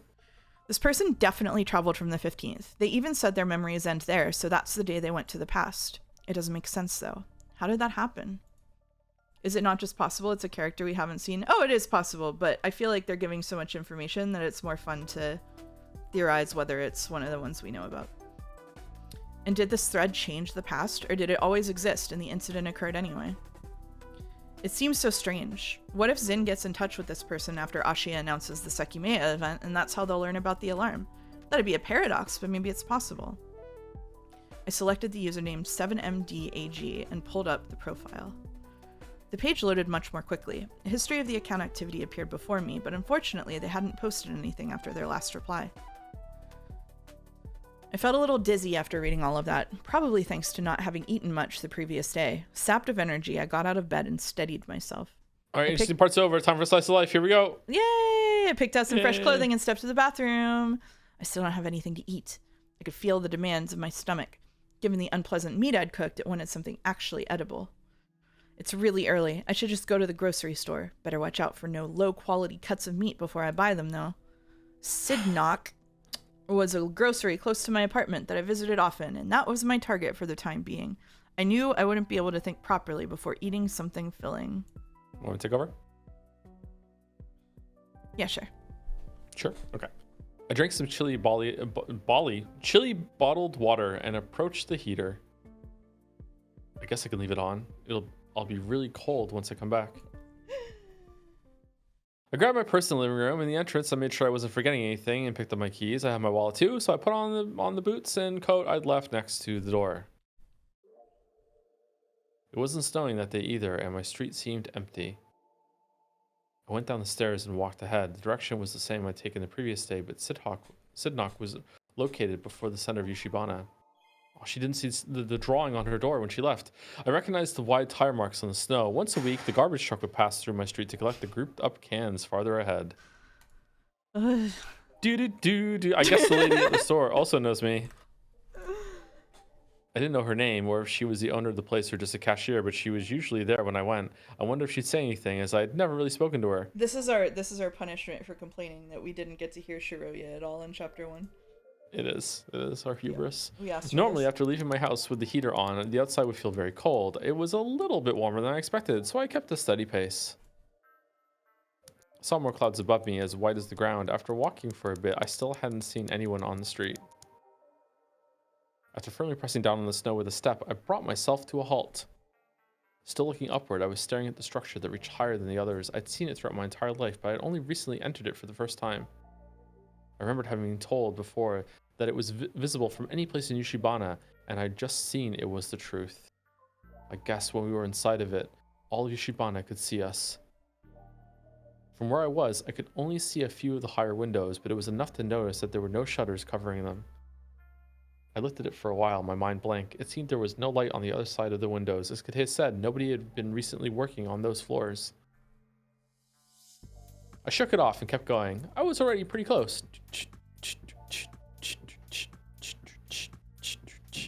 As I got closer to the busier center of town, more and more tire marks crisscrossed the snow. I could see the shop ahead of me, and I shortly arrived in front of it.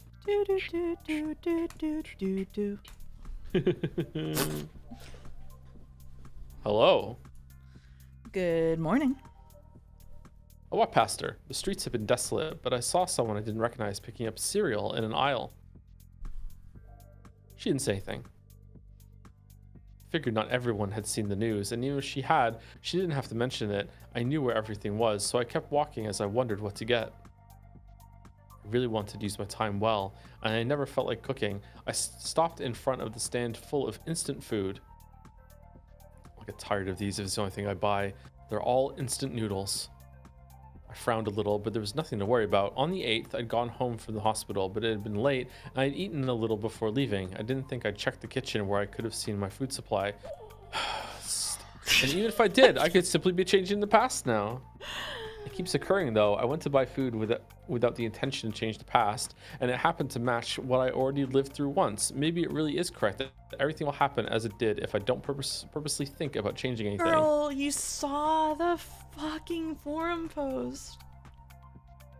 But that also doesn't make complete sense. I'd already made one change by calling my mom, so now everything can't really happen as it did as long as I don't intend otherwise. Down the line, more things are bound to differ.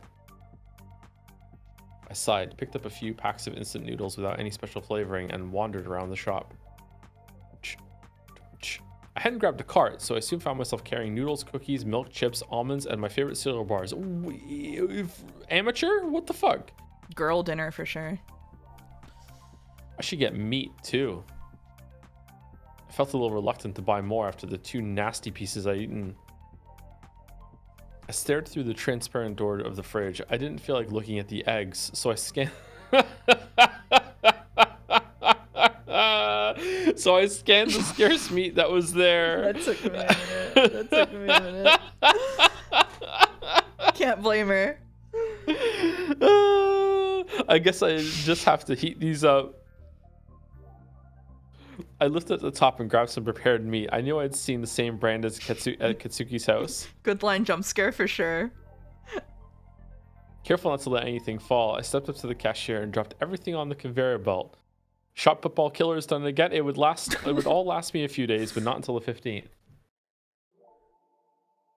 She quietly scanned all the items. It'll be 2,739 yen total. God damn, that's cheap. Ah, but give me a plastic bag too, please. Here, that'll be another 1,000 yen. I grabbed my wallet, but I knew I barely didn't have enough cash to pay for everything. I took out my credit card instead and handed it to her. She inserted it into a tiny device and asked me to put in my PIN. For God's sake. 1991. I pressed OK and waited a few seconds. Is that just her birth year? Yes, it is. It is. Yep. It is. Yep. It is. Oh Yep. Spoiler: that plastic bag becomes relevant in a few hours. Great. All right. Thank you. Did you know, like, something like 70% of people have a PIN number starting with 1? Actually. Really? Yeah. Mine really does common. not start with a 1. There you go. You got Don't some tell information on me. people on the street. What? I just took one option off the table. It does not start with a 1. Need my card to use my pen. What are you talking about? After she handed me the receipt, I put everything in the bag and walked out. The other shopper had left at some point, but the outside was as devoid of life as before. I retreaded my footprints to make it home. I'd already done what I wanted, so I moved slower, trying not to exhaust the minimal energy I still had. I took the keys out while I went up the stairs. Opening the door caused the heat stored inside to leak out, so I moved in quickly. This is all this was. Okay? Did someone appear in her apartment while she was gone? Like, what is this? I left the bag on the floor to take off my coat and shoes and brought it into the kitchen. Except for a portion of noodles, I stored everything in a low cabinet in the fridge. I didn't have any way to obtain hot water, so I put some in a pot and placed it on the gas stove. I tended to cook with bottled water because I didn't particularly trust tap water. What the fuck is wrong with you? If you're gonna boil it anyway, who cares? After grabbing the chopsticks, I waited for the water to boil. It didn't need to get overly hot, so as soon as tiny bubbles began to form on the surface of the pot, I turned off the stove and poured the water in a bowl with the noodles and other ingredients. Within 5 minutes, they would be cooked. As usual, I brought the bowl to the living room and left it on the table. I hadn't turned on the light, so the only illumination came from outside. I felt much more comfortable not having my window exposed to anyone outside of it, and the lighting was preferable anyway. Nonetheless, I still turned on the ceiling light to force myself to be more awake. I tried to... Is this a different sprite? It is, isn't it? Yeah. It is, It's a different image? Yeah. I tried to simply wait for the noodles to cook, but it was hard not to remember what I'd read. We're gonna have 12 of them. 12 different meals. Please don't. Who had written those posts, and where had they been on the 15th? Since they traveled back on that day, 2 versions of them should have existed simultaneously. My mind clouded as soon as I tried to think about it, so I knew it was a bad idea trying to get anywhere before eating. Yeah, eating will help for sure.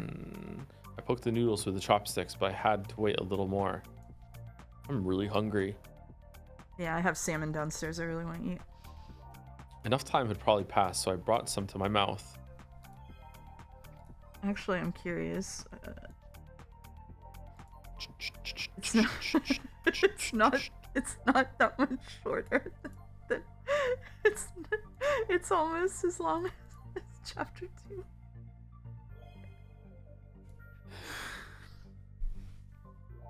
They were good and not too hot either, so I continued. Right. The issue with those packets of ramen was that there wasn't much in them. It only took me about a minute to finish. I tried not to wolf it down so fast, but it had at least been what I needed because my mind started regaining some focus soon after beginning to eat. You okay? Maybe I could try to figure out who posted that thread. Did you really? When I got to that idea, I put the noodles on hold and walked to my bedroom. My phone was still next to the pillow, so I grabbed it and flipped it open. 7MD Ag's profile was still there. As I walked back to the living room, I pressed the return button. I left the phone on the table and continued eating. As soon as the page loaded, I navigated to the bottom of it. Yeah, this picture. I could try to pinpoint where it was taken from. Really? The filter was referring to the lack of tap water filter on Shiroya's sink. The angle is from a little high up, so it was likely taken through an apartment window. In Yushibana, most apartments didn't have different floors, so it was likely that if I simply found the place it had been taken from, I could also find who lived there. Actually, no, I know this street. That's where there are a few slightly higher buildings, so they should have more than one floor. This is close to a Katsuki's house. In fact, I ate the remaining noodles, scratching the bottom of the bowl so that none were left behind. Would knowing who this person is be useful? It might be. I'm not sure how much I can do. I really doubt I could stop the incident from happening myself, but I should try to learn as much as I can about it. What really happened on the 15th? There were a lot of strange things about the attack. There's also the chance the person who posted the thread is someone I know. Assuming I manage to travel back in time again, it's definitely possible to still go all the way back as long as the incident occurs. It shouldn't even matter if Katsuki and I don't go. I'll definitely have to go to the tower before the 15th. I guess the best I can hope for is that I'll be able to touch the Sekimeiya and go far enough back to save Miya. Most likely, the biggest issue right now is not knowing how to make myself go so far back again. But if I can pull that off, alongside saving Miya, the ideal scenario would be to obtain the Sekimeiya myself. What if I go many days into the past before the 27th? I could find the Sekimeiya on the mountain, which would save Miya and prevent the incident from happening. No, you have to save Miya in a way that makes it look like she still died, so everyone else still does everything you do. That's the whole point. You have to fake her death. I suppose Ishia would find a replacement for the Sekimeiya to bait Zin, but that doesn't really matter as long as people don't get trapped with something that causes time travel. That could outright stop any deaths from happening just by itself. Maybe it was a fake all along and someone brought in the real one. I walked to the kitchen and left the bowl in the sink. I still felt hungry, so I took the chocolate cookies I'd bought out of the cabinet. Wow. Okay, yay! If I find the person behind the thread, maybe I could speak to them. They could still have important information if they merely traveled from outside the tower. It's also possible other people will try to get in touch with them now that Sekimeiya has been announced officially. These cookies are chocolate chunk instead of chocolate chip, and they're my favorite. There were a number of reasons why discovering their identity would potentially be useful, even if one of them was correct. That was enough. Hey, chocolate chunk goes hard. It does, it does. Should I go there and knock on the door, hoping it's the right one? That could be kind of fun. We gave our names to Suripo when we talked to him, so this person could potentially recognize mine. Would it be a good idea to say that I've experienced the same thing as them? I lay back on the carpet, a bit indecisive. She's just lying on the floor eating cookies right now? Oh my god. I also keep thinking that before the 15th, if I haven't been able to use the Sekimeiya, I'll prevent Katsuki and myself from going to the tower. How exactly do I plan to do that? There's no way writing an anonymous note would be enough. This is why you're meant to give your character a talking head that hangs on your butt or a doll that hangs like on your crotch or something to talk to. Like, it's always good to have two people in every single scene. It's very rare that you can get away with just solo scenes, man. Oh, actually, it should be simple. When I woke up in the hospital, it was the afternoon of the 8th, and Katsuki was there, so I know for a fact that he'll be out at that time. I could go to his house then and take the tickets we bought. 3 of them should be in the purse Miya used, and the pamphlet advertised people to hurry before they ran out. There were so many people at the tower when the shutter closed that I bet they sold out too. We didn't look at those tickets again until the 14th, so that'll definitely be too late to buy new ones.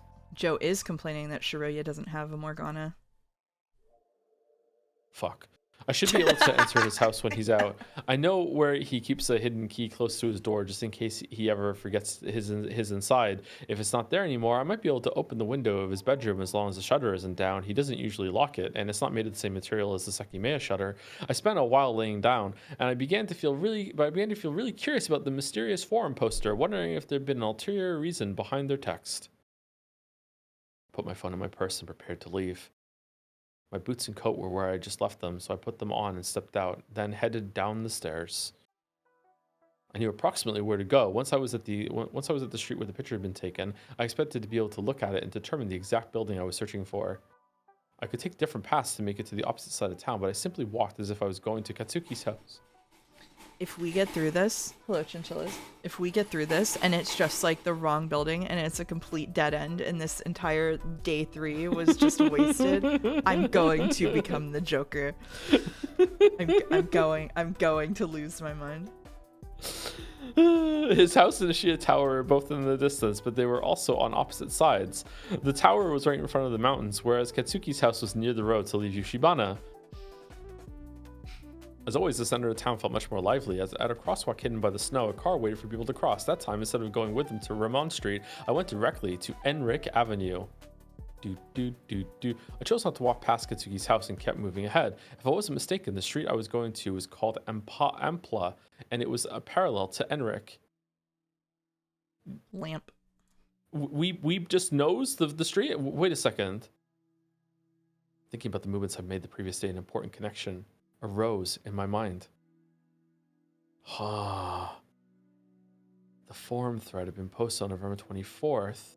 I'd read about that date in the newspaper. Oh, right. Also, in the afternoon of November 24th, a camera had recorded a prisoner escaping from a cell. No one had any idea how they'd even gotten in there.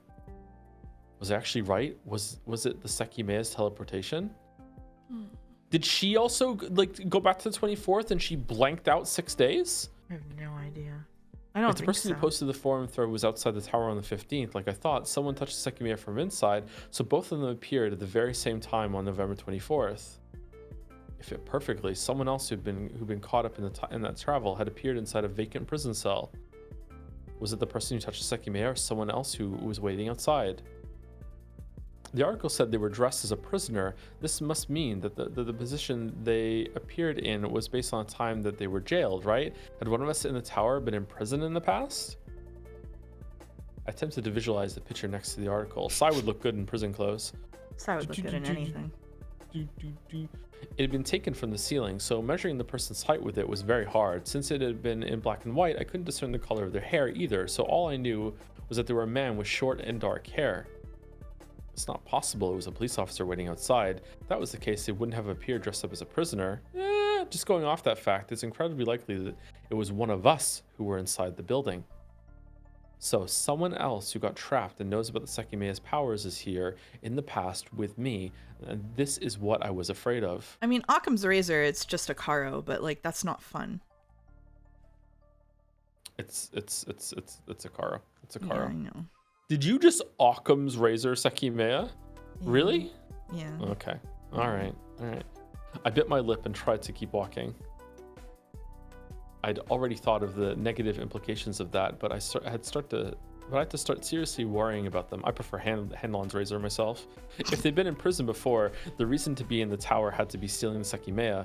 Everyone there with me understood at least the basics of what it could do, so now that person must be entirely aware of the fact that they're in the past. They have the ability to change the past and know about Ishida's alarm. At any point, I could hear the news that the Sekimeiya had been stolen before the 15th. I tried to calm myself down, but it wasn't easy. If Zin or anyone stole the Sekimeiya, the incident on the 15th wouldn't happen. The deaths of that day would be erased, but an alternate outcome like that came with its own problems. Ampersand said Occam's basilisk. Thank you for pitting that. I would have missed it. I wouldn't be able to save Mia, and I would remain in a world with two versions of myself. The only way to make the latter work would become impossible as well, as I wouldn't be able to go back in time with any winning lottery number. She's really into the lottery. She's really into the lottery. I think if we're still in I almost said Angie City. If we're still in Shiroya City next week, I think I'm gonna bring some alcohol and take a shot every time we hear about the lottery. I might need to develop a Shiroya City drinking game for myself to get through this. Sorry, this is a joke for any people from my audience in the chat. This is the fucking Life is Too Strange facial animation reviewer. It's fucking tier bullshit right now. Which just keeps bringing back the fucking lottery number. Does this pretty much mean that I have to go to the tower as soon as possible, find the Sekimeiya and somehow activate it to go days back? Yes, go do it. That could easily go wrong in so many ways. What if I stay in front of the tower permanently to see what Zin do with the Sekimeiya once they steal it? This could also very easily end up being a mistake, and there's no way I could do it. Has she been like copying the lottery numbers down, by the way? Like, it's describing literally everything else that she's doing, but like she hasn't copied down the lottery numbers that she's so obsessed with. What's her plan? She doesn't even check the news. She hasn't even checked the news. Is it likely that whoever traveled to the 24th thinks the past can't be changed? If so, they'll be afraid to attempt to steal it before the 15th, and they'll try to do it on that day with the information they have, just like I was thinking of doing. I guess I can hope that's the case. I'd left my apartment to figure out who 7MDAG was, so I did my best to let go of those worries for the moment and reach my target street. Well, it should be this one. This was remarkably easy, wasn't it?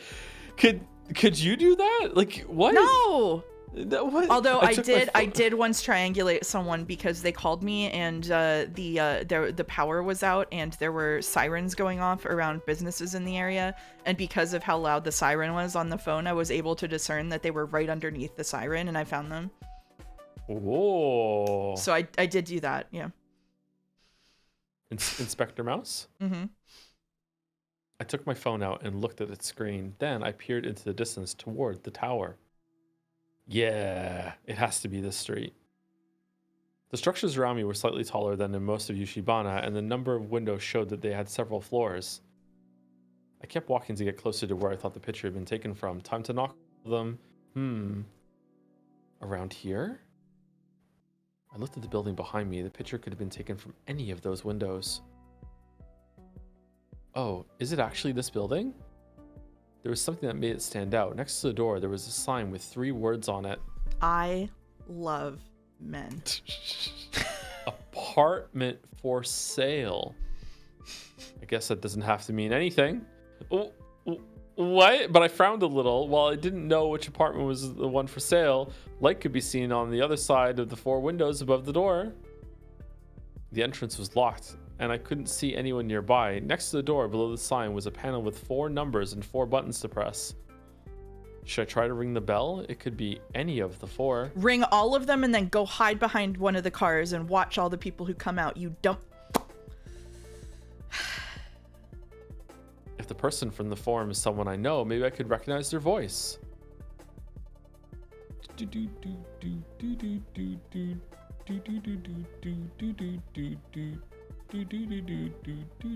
felt pretty hesitant, wondering what to say after ringing.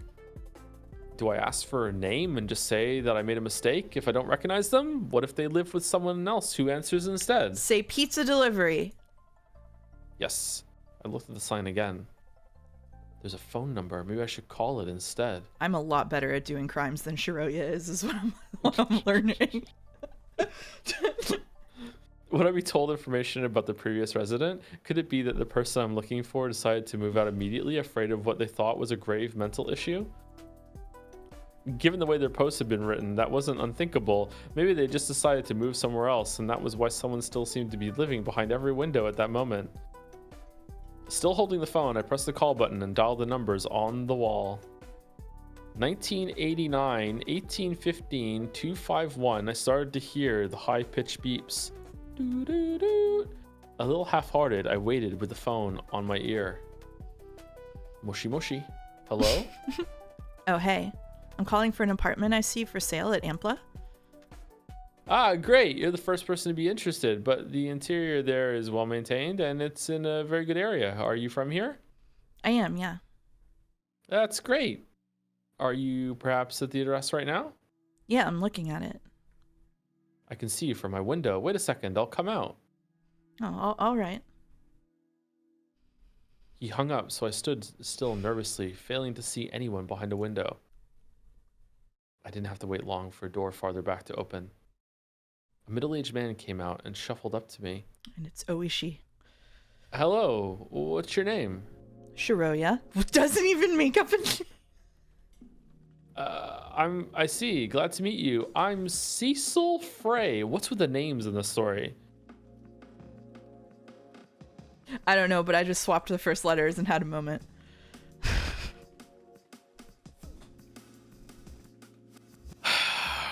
He bowed enthusiastically and turned to the sign. Hasn't been up for sale very long, but I'm sure it'll be purchased quickly. Would you like to see the inside? Since you're here, I'm assuming you've not seen the pictures on the website. I haven't. Yeah, I'd like to. Isn't someone currently inside, though? There's light coming from all the windows. Ah, yes, you're perceptive. The previous resident is currently preparing to move out. We agreed he could receive visits while he's still here. Don't worry, it'll be vacant quite soon. I didn't know what to say, but I couldn't back off. I'm sorry to ask this, but why is he leaving? Did he have an issue with the apartment? Oh, not at all. Evidently, he wanted to go live with his parents. I've spoken to him personally. He's well-mannered and intelligent, no problems on my end, but it seems he's not well, so he couldn't keep living by himself. Okay, this is the person. Let's go. It is him. Yeah, it's him. I looked up, but I still couldn't see anyone through the glass. If she backs off, I swear to God. He's not well? I'm sorry for asking. Is he going to be okay? Yes, you shouldn't worry. I'm not sure exactly what the issue is, but he was very recently at his parents' house preparing to move. He seemed fine to me when we spoke briefly. I didn't want to pry, though. Oh, I'm glad. He had 2 keys on his palm and used one to unlock the entrance. I saw a gray hall with stairs leading up. I think he implied he had some kind of mental disorder, but I'm not really well informed. He called me in late November saying that someone had broken into his house. Oh. Wait, really? Did they take anything? No, that's what I'm saying. Soon after he called again, assuring me that he'd imagined it and not to worry, but that he'd still move out. I followed him up the stairs with a pensive frown. He stopped in front of the first door, which had an A above it for A Caro. Instead of unlocking it himself, he rang the bell. For whatever Kate's last name is. I started to feel nervous. Would the person about to open the door recognize me? Would I recognize him? I heard footsteps approaching and the door jittered. In one motion, I saw the face of the person I'd been searching for. Who the fuck are you? Who the fuck is that? Who the fuck are you? I don't think I know him. Good morning. Well, I guess it's close to noon already. Are you coming to see my apartment? Yep. Come in then. It's a very nice place. I've really enjoyed living here. I didn't take my eyes off his face, but all I could conclude was I'd never seen him before. He wore a sympathetic smile and his voice sounded kind. I stepped in timidly, unaware of where to set my eyes. Following the agent or landlord, whoever he was, I entered the living room. Oh, he was with us since chapter 1? I see. Okay. Ooh-wee. The furniture won't be taken away. You'll notice the heating is working just fine, but sunlight makes it inside all day too. You might have noticed that there's no elevator below, but fortunately you only have to go up a single set of stairs. Why is he selling the place? I like it. I wasn't necessarily lying. Everything looked clean and neatly arranged. Great, you'll see how spacious the rooms are. There are 2 of them. I heard this is a mystery, Vian. What's the mystery now? The mystery is how long chapter 3 is. It's a doozy. I kept following behind, still thinking about what he'd said in the staircase. He called saying that someone had broken in, but later retracted that. I looked back at the man who was just tagging along in silence. He must know what will happen. Shiroya, say 7MDAG and watch his face. It'll be fun. Yeah. Someone broke into this place a few days ago. He appeared at his parents' house on the 24th, and later on he replied again from this apartment when he took that picture. I have all the pieces. Thank you, Weeby. Did he break into his own house? If he appeared at his parents' without the keys, that could have happened. Maybe he did have them and his original self noticed someone had entered. Maybe he killed his original self.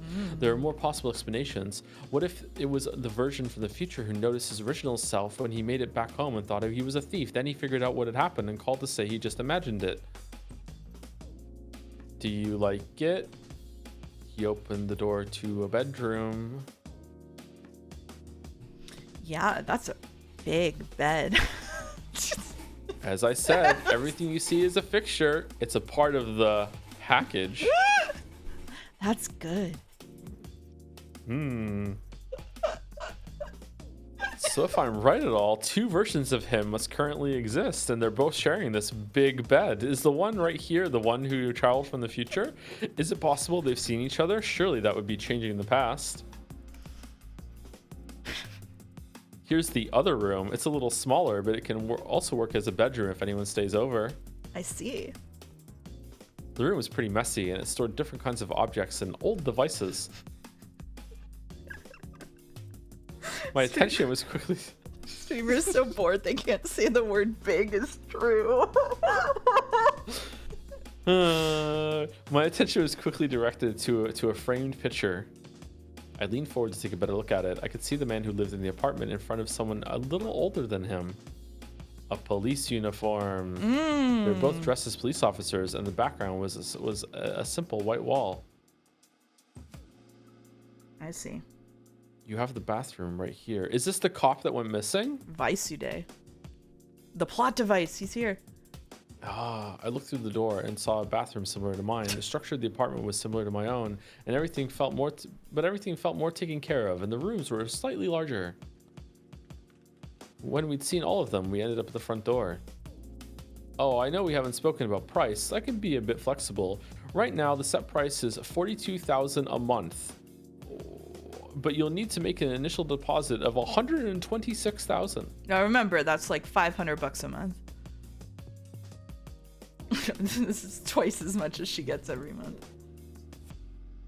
How does that sound? If only. Maybe after I win the lottery. I certainly like this place. It's a big decision, though. I'll have to think about it. Of course. Keep in mind, more people are likely to be interested. I don't have a drink on me, Chad. It's next week plan. I know. I'll try to make up my mind quickly and call you. I've got your number saved now. All right. I'll await your call, Shiroya. It was a pleasure. Likewise, he said her name. Yep. I was about to bow, but the wide eyes of the man holding the door froze me before I could. Also frozen, the man's eyes pierced mine until I forcibly ripped my gaze away and completed the bow. Did he react to my name? Goodbye. Goodbye. I hope to see you again. Are we serious? The other man wasn't saying anything, so I slowly stepped away, unsure whether that look had been a reaction to my name or if he'd had it from the beginning. It seemed both of them would stay there, so I left by myself. What the fuck? As soon as I turned around, I was met with the same sensation. The door to the outside closed, and I saw a man walking up the stairs. The look he gave me muddled my mind, instantly making me doubt everything I just determined. It was the very same look as the other man's, down to the piercing pause. When time continued, he stepped up and unlocked the opposite door, quietly shutting it behind him without saying a word. What the hell? What was that? I might be cooked, but when I played, I was crashing out why she doesn't recognize a Caro. Am I sprite blind? Yeah, I think so. He'd been skinny and a little older, but I hadn't recognized him either, so I simply stood, wondering which of those 2 stares had been given by 7MDAG. Was it just that he was surprised to see someone he'd never seen in this building? Had I only overreacted internally? It seemed bizarre to me, but maybe I just misinterpreted the second look due to seeing it immediately after the first. Do you want me to take over for a bit? I went down the stairs and opened the door in a haze of confusion. Yeah. I don't understand what's going on. You okay? Yeah, I'm fucking cool as a cucumber. Cool as a cucumber. Oh. Outside, I merely stood still, trying to sort out my thoughts. The first man must be the forum poster. What I was told about him fits perfectly. I walked away, intending to take the second stare out of my mind and telling myself that I'd really overreacted to it. I guess it doesn't really matter. It was one of them for sure, and I didn't recognize either of them.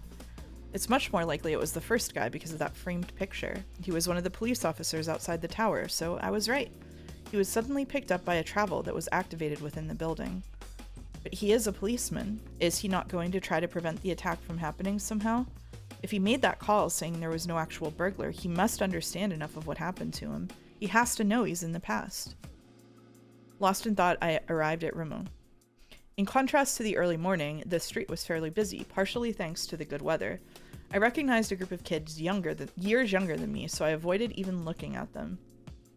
And like I thought, 2 versions of him must currently exist. I can't be sure I just talked to the one aware of the incident.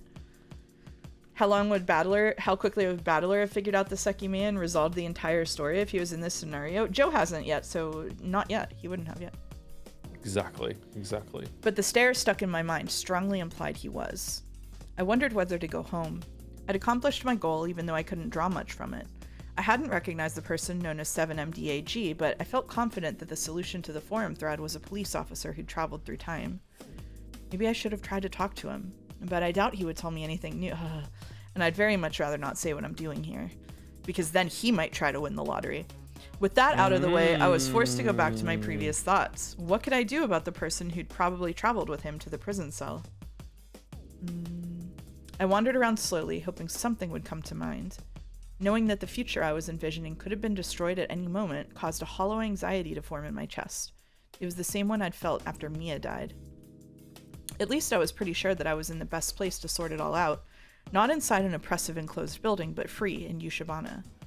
When I thought about it more, it was almost worse in a way. Mia had died instantly, and I'd been forced to confront that reality instantly. Similarly, in Ashiya Tower, the attack had been instant, and all the consequences of it had been fairly quick to follow.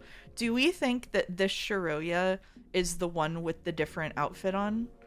Or is it Shiroya from another timeline? I kind of think it's this one. I think it is this one. I think she goes back in at some point. Yeah, I think so too. Well, what was I doing then? Walking around town and slowly gathering information. They have a 3rd ticket because of Mia. Was not the same. If I didn't save Mia through my actions, all I was really doing was letting things slowly play out, gradually getting worse. I guess she could go in through the side door. Distracting myself from that was the best I could do in the meantime, while I decided whether taking action was really the wisest thing to do. I buried that creeping dread as deep as I could and returned to thinking about the man in the apartment. What happened to the 3rd ticket? Did it go missing at some point? I think it still stayed in her purse. Okay. Yeah. The thread had said that he'd appeared at his parents' house on the 24th. I found myself going back to that. And his parents said that he shouldn't have been there. That contradicts what I thought yesterday regarding my own travel. I thought that on the 30th I appeared underground at 9:10 where I'd been only minutes prior. Plenty of travels that happened in the tower can fit that idea, but there were already some that didn't, and neither does this one. If his parents said that he shouldn't have been there on the 24th, it can't be that it was a coordinate mere minutes away from the point he appeared. But of course, his parents' house isn't a random position. It definitely had to have been based on one from his past. Admittedly, thinking about that was frustrating. I'd gone over similar thoughts so many times, we know, but it didn't seem like reaching a conclusion was feasible, and especially not when I couldn't know if the Sekimeiya was consistent. What? I stopped myself in the middle of the street. Ahead of me, I saw something I recognized. The very same stare I'd just been given. Someone else who I didn't recognize had suddenly looked at me like that, but when I noticed it, they were looking somewhere else. Am I just imagining it? Am I just paranoid after the first time? Did I completely forget that I was in the newspaper because I was locked up in the hospital and people are probably surprised that they see me walking around not in a coma? Yes. I spun around me, and after a full circle, my heart hammered once. All around, I'd seen people fixing their eyes on me. I spun once again more slowly. Afterward, I closed my eyes. I hadn't seen a single person looking at me the second time. I have to be making it up. The thin white trees came back to me, but I was slightly dizzy. I surveyed my surroundings again, and everyone was only looking straight ahead as they walked across the ground. It couldn't be that they know I should be in the hospital, right? That thought made me feel a little uncomfortable, so I stepped away. It's gotta be just me. Nobody's looking now. Even if that was the case, it shouldn't matter. But it still made me uneasy, so I walked toward a narrower branching street which was much less crowded. I advanced without thinking about where I was going. Eventually, I turned around and still saw no one looking back at me. I'm going the wrong way if I want to go home, though. I moved to the end of the street. There, the atmosphere was completely calm, similar to how things had been that morning. Slightly ahead of me was the school I'd always gone to, in front of the end of the mountain range. I kept moving forward, accepting my own improvised detour. Past the corner, I saw a green bus I hadn't noticed beforehand. Making no noise, it crossed my view and disappeared as it curved away. It wasn't common to see a bus like that in Yushibana. Since it had been green, I knew it had come from outside the town. There were local buses as well, but they were blue and took very few paths. I crossed the road, stepping on the recent wet tracks. I shortly arrived at the entrance to my school. The tunnel I'd come out of 2 days earlier was very close by. And of course, Sayuta Della Park, too. Like every year, it would spend a few months covered by snow. Without a clear purpose in mind, I strolled over to it, surrounded by pure silence. I could see people in the distance, too. Tiny to recognize. In the distance, too tiny to recognize. I'd pretty much circled around Yushibana, and it was fairly smaller than the perception of it I'd always had. I could make it home without crossing the center again, so I headed toward the path I'd often taken after classes. However, I abruptly forced my legs to stop. Am I just stressed out? I kept walking, shrugging off whatever was up with me, but I soon had to stop again. Perhaps I'd sharpened my senses during the hours I'd spent on edge in the tower. Nobody seemed to be behind me, but something inside me told me otherwise. The first time, I'd turned around after stopping and hadn't seen anyone. The second, I hadn't sensed anything, but I wanted to make sure. So the guy from the apartment's following her home, and and she's like picking up on that. Or she's just paranoid. Have I hit the point of thinking that I'm being followed? I should just make it home. I continued walking around the rim of Yushibana, slightly on alert. The sound of my footsteps was all I picked up. It's a Karo following her! I looked at the sky and noticed the dense white clouds. In the park, I'd felt like there was movement behind me as soon as I'd started to walk. With how likely it was that I'd been mistaken, I was sure I was more nervous than I thought. The third time I stopped myself. I didn't just look back. I turned around and ran toward the way I'd come. I didn't immediately see anyone. Seconds later, I'd covered quite a bit of distance, and nobody had come into view yet. But when I looked down, my heart sank like a stone. Footprints. They weren't mine, and I hadn't seen them seconds earlier. They came from the park hugging the edge and then disappeared toward faraway trees. Was I not imagining anything? Am I actually being followed? The footprints were too big to be my own, and I noticed a detail that reinforced my fear. As soon as they turned toward the trees, the distance between each step increased. Did they run away the moment I looked back? It had become more than just paranoia. I turned around to my previous path and sped up considerably. Who would follow me, though? Is it someone else who traveled to the past? I couldn't think of many possibilities. I knew the past wasn't guaranteed to repeat, but even if someone who knew me had seen me, they wouldn't have run away as soon as I'd noticed them. The path was mostly straight until my apartment. It wasn't too cold, so I didn't slow down. On the way, I crossed paths with a neighbor of mine. Naturally, her footprints didn't match the ones I'd seen. I slowed down when I got to the metallic staircase and unlocked my door. I glanced all around me before opening it, and I didn't see anyone. I panted for a bit, the comforting warmth helping me to calm down. After some time, I shrugged off my coat and boots. I really didn't like having to feel wary even in my apartment, but I couldn't shake it. Was it possible I was mistaken? I couldn't really put into words why I'd felt someone had been behind me, so I tried to believe that I'd made it all up. I was imagining Sai's face slowly rising. I was imagining someone in the window, the blinds, What if there's a third Shiroya following this Shiroya, debating on changing the past? She's put her phone on mute right now. The ground had been covered in footprints. Even if the ones I'd seen had looked more recent than the others, that didn't prove anything. Why would anyone follow me? To confirm that it was me because I should be in the hospital? It wouldn't be to hurt me, right? If it was someone from Zen who traveled to the past, would I actually be seen as a threat to them? If they know I should be in the hospital, they could figure out that there are two of me and I came from the future. I had a building headache, and I'd been sweating profusely for a while. I thought about turning off the heater, but I chose to try loosening up instead. I went to the kitchen. If I could eat something, that'd give me something to do and allow me to trust my own judgment a bit more. I took the prepped meat from the fridge. I didn't have a microwave, so I still had to use the stove. The frying pan was dirty from the last time, so I listlessly poured dish soap on a sponge and scrubbed the pan before rinsing it.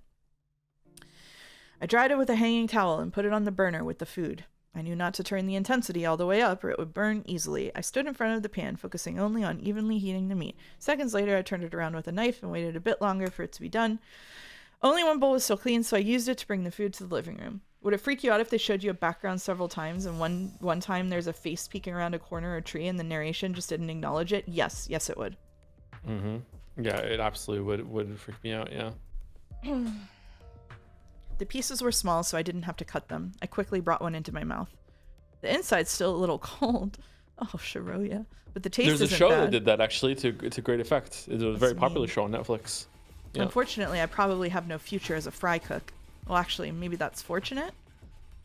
This way I don't have to worry about getting a job. I should just try not to think about it too much. Even if I was being followed, what's most important is still that the Sekimeiya could be taken before the 15th. And if I try to enter the tower during the night and I'm caught before I can trigger the alarm, it could all fail. My main two worries are not knowing where the Sekimeiya is and not knowing how to travel a lot of days back in time. I could go to the tower during the day and try to find the cabinet. If it's there, I know the mechanism behind the alarm will already be working, so I could try to consciously change the past the following night by entering the tower and forcing the cabinet open. I suppose it's possible it already is in the event room if nobody's allowed in for now. There wasn't a camera in the storeroom, so maybe I could see if the handle of the hidden door is still there and if it really leads outside. Using that hidden section is my best bet to make it to the tower during the night. I could either try to enter it from the outside or wait behind the movable wall during the day where I won't be found before the tower closes. So the other issue is the truly concerning one. I would break open the cabinet, activate the alarm. That would lock me in the tower with the person in the security room. However, even though we had to spend 12 hours inside, that wouldn't necessarily repeat. They explained to us that there was a way to open the exit before the maximum time. Both the security member and Ashia can work together to remove the shutter. On the 15th, the system didn't appear to be working for either of them. Can't be sure the same will happen before that day, though. What if interfering with the mechanism was part of the attack?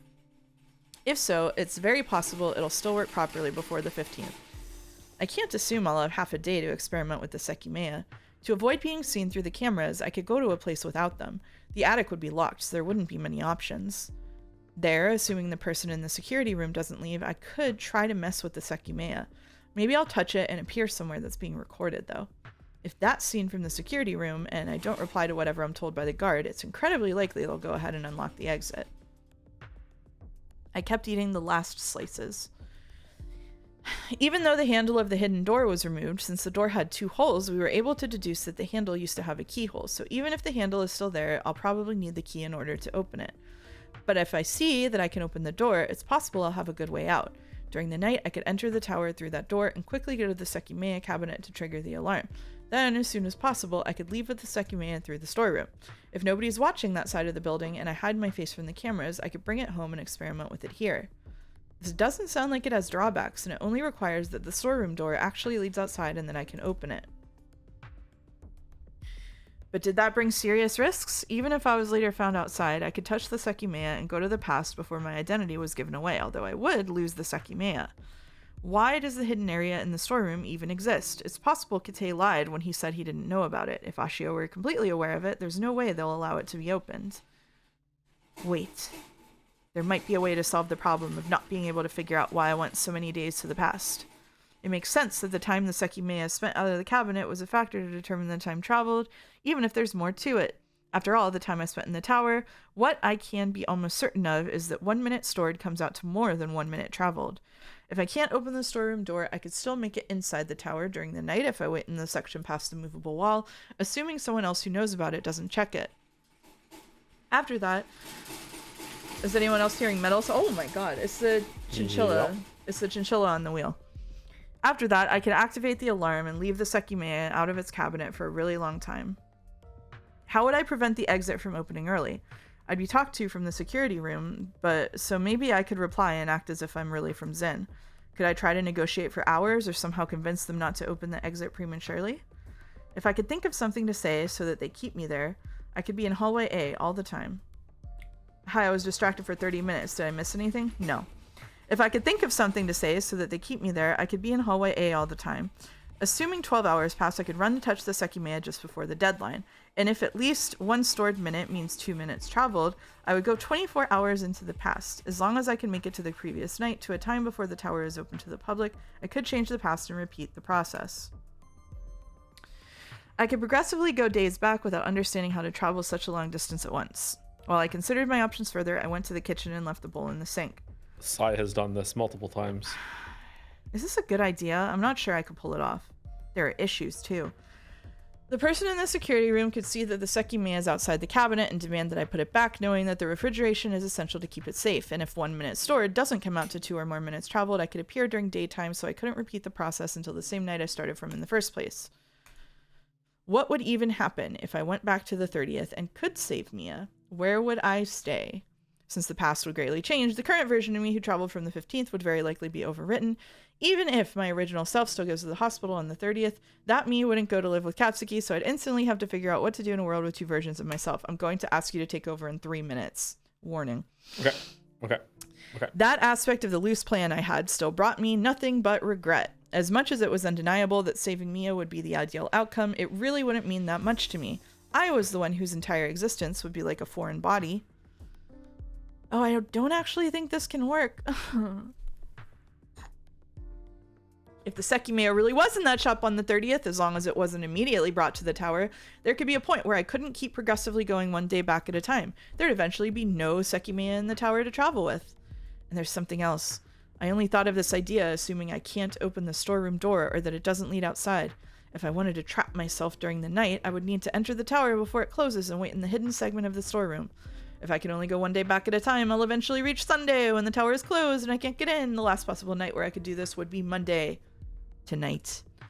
So Mia died on a Saturday, and I can't save her if I don't figure out why I went so far back. Okay, but what about the lottery? Great question. Someone's gonna knock on the door now. Got it. In the end, something happened. No matter how much I thought in the living room of my house, I had to go to the tower. During the day, I had to try to find the Sekimeiya and check the status of the storeroom door so that I could determine the best course of action. I rested my head on one of the pillows. After recalling the footprints in the snow, I felt reluctant to leave my apartment again. I would leave, just not immediately. I closed my eyes, overwhelmed by all the doubts I had. Please open your eyes and have someone hovering over you creepily. I stood up and turned off the lights. I'll take over now. All right, yep. Yes, please, for the love of God. Shiroi needs a dog. Shiroi does need a dog. Jump scare time? Not quite. I heard a faint sound. After suddenly raising my head, I noticed it was coming from next to me. I reached for my purse and took my phone out. The number calling me was displayed on the back screen. I read it a couple times, wondering if I recognized it. I don't think I've ever been called by this number. Since there was no name below it, it wasn't on my contacts list. There's a guy looking through the window right now, holding the phone. Is it hers? Is it the right apartment? Mute your phone. It's also not the number I just called earlier. Oh, it's not. Okay, they hadn't hung up yet, so I debated what to do. That was the landlord, though. Should I pick up? It doesn't seem like anyone has at the hospital. It was rare for me to receive a strange call. Given my situation, I hesitantly pressed the accept button. Moshi Moshi. Hello, Shiroi.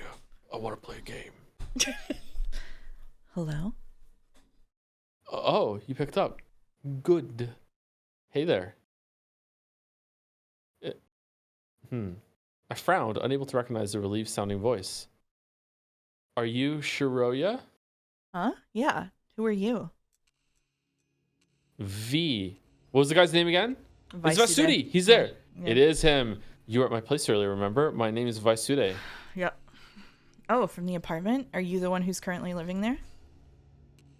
Yes, I'm sorry to suddenly call you like this. I got your number from Cecil's phone. What? Why? I asked that, but I figured I already knew the answer. He had recognized me. I just need to ask this first. You were in Ashiya Tower during the terrorist attack on December 15th, right? December 15th? What are you talking about? What? You know all about it, right? That's why you came to my place. Do not gaslight the mentally ill man, Shiroi. Oh my god, Shiroi, you're fucking terrible. Okay, good. I do, yeah. I was there. There was no reason to keep hiding it. I see. I knew I wasn't wrong. Take the shot. There's a reason why I'm calling you. I don't know how this will sound, though. What is it? Do you know what I experienced? You read my thread from November, didn't you? That's how you found my apartment. What did you experience? Exactly what I wrote about. From the 15th of December, I suddenly appeared on the 24th of November. Once again, there was no reason to deny it. Since I'd shown up at his place days before the 15th and been one of the people to get trapped from his perspective, it was fair to conclude that I'd also traveled through time. Yeah, we get it. Yeah. I see. You're right. I also traveled back in time. Well, really? So is that what happened? How, though? I breathed steadily, wondering what to say. I don't know. I'm confused as well. There's an egg. I didn't want to reveal the Sekimeiya's powers, as I'd been fearing someone could get to it before me. You don't know? Something happened inside the tower, right? How is it possible that I appeared in November like that? I'm telling the truth, I don't know. I also suddenly traveled through time when I was in the tower, but I don't know why. I'm kind of glad to know I wasn't the only one, though. So, time traveling really is possible. I was so scared I'd lost it completely. Do you really not know anything about what happened? And what about the lottery numbers? I don't. I went to the event with a friend and we all got knocked out by smoke that came out of nowhere. I know I traveled to the past, but not anything about what happened in that place. What the hell? I don't get it. How's that possible? A lot more people had to have come with me, right? It's possible, but I don't know. You're the first one I've come across. Whoa, this is unreal. I know. I can still hardly believe it. Why didn't you say anything to me? Isn't that why you came to my place? Yeah, I'm sorry. I didn't know what to say. It was hard to ask out of nowhere if you traveled through time. I understand. The same thing happened to me. He kept going after a pause. Then what will happen in 2 weeks? Do you think it will repeat? It's very possible, but I'm not sure everything will be identical. Yeah, that wouldn't make sense. I have no idea how it'll come to occur, but it'll happen again. People will travel to the past. I can't believe it. I'm as confused as you are. So, are you okay now? I figured getting caught in that attack and suddenly traveling through time was hard on you. I know I didn't take it well. I am. Don't worry about me. But I do have a question. Did you let your past self see you? My past self? No, I didn't, but I did see him. I came back to my place on the 25th of November, and in the afternoon I saw myself coming back from work. I got scared when I heard the sound, so I escaped without being seen.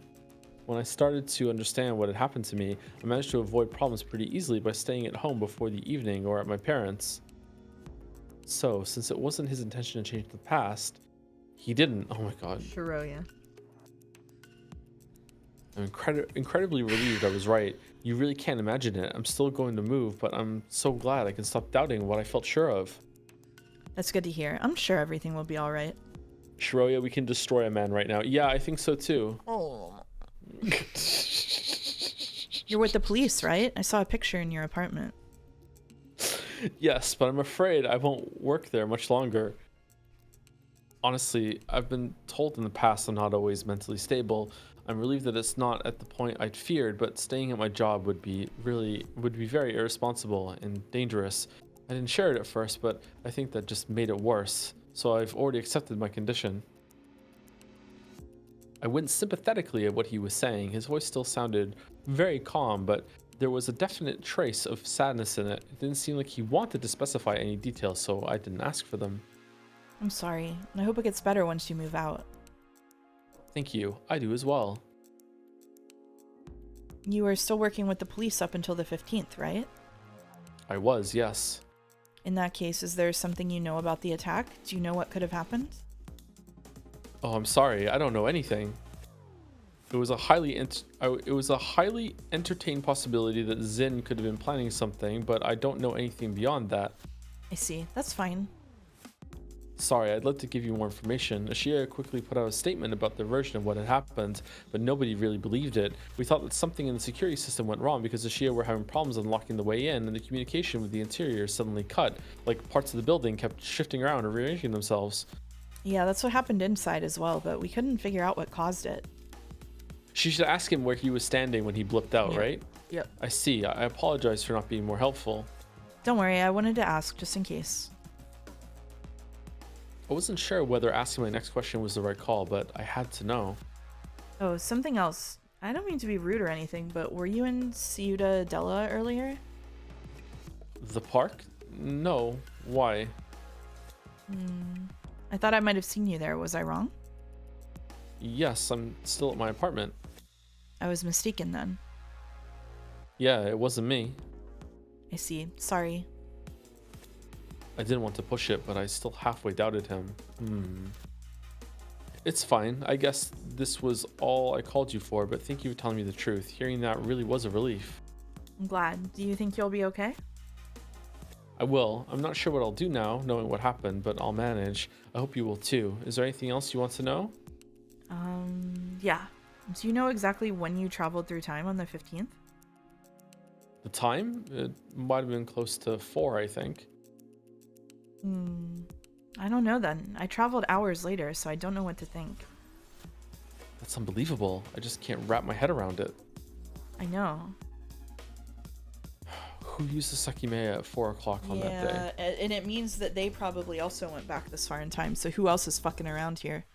Yeah, who vanished? Was it Akaro? Akaro did vanish for a while, yeah. It's Akaro then. Akaro used the Sekimeiya and went all the way back then. Okay. Yeah, and it could have been him who appeared in prison. Yeah. Okay. I hope it's not the coffee shop guy that's stalking her in the park. Can you think of anything else that could be of use? I'd really like to help understand what happened. This is way too crazy. I don't think so, no. I see. Do call me if you think of anything then. Even though we still can't understand anything, at least now I can be somewhat at ease. Okay, I will. And if you realize something or can think of what happened, please tell me. I would really appreciate that. All right. Thank you. After a few seconds, he said goodbye, and the call ended.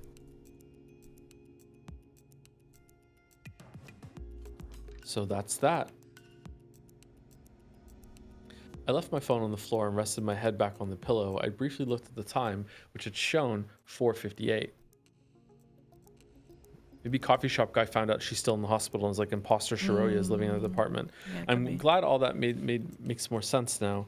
It's probably fine that I revealed I traveled through time. Yeah, it's probably fine.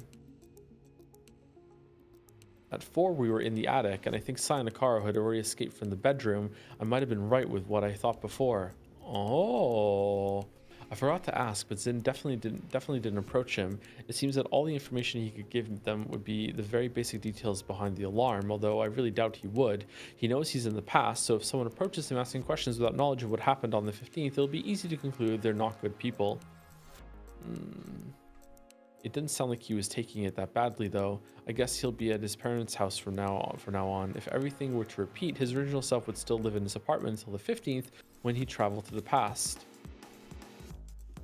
I figured I didn't have to think too hard about it, so after wondering if there was anything else important I could ask him, I shut my eyes and buried my face in my pillow. Knock, knock, knock. Uh-oh. Uh-oh.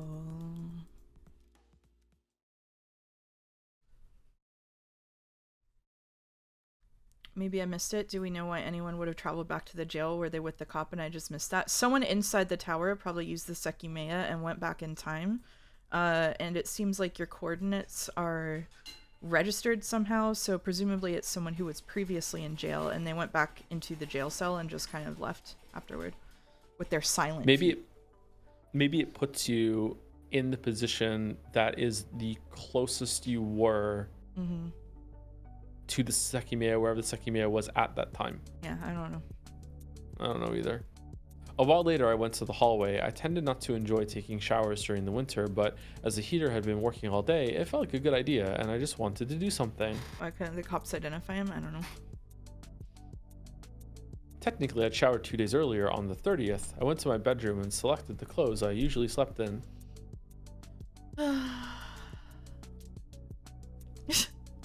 I had a bathtub in the bathroom, as my apartment wasn't big enough to have a dedicated room for it. I wasn't good at taking short showers, so I generally opted to take baths and avoid using up all the hot water. I turned on the water and waited for it to heat up as I left my nightwear ready. We were in the stinky timeline all along.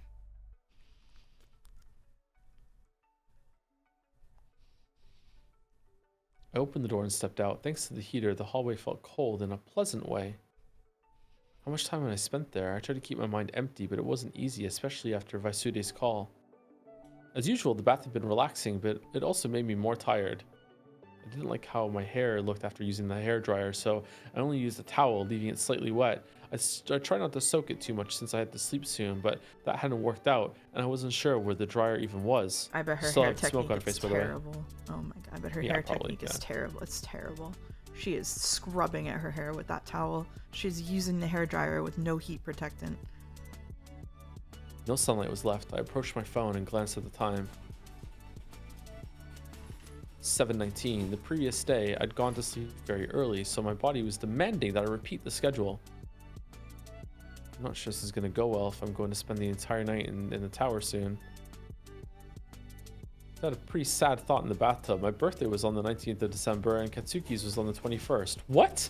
Earlier that year, the three of us had celebrated Mia's, but it could end up being the first year I could remember where Katsuki and I wouldn't be together those 2 days.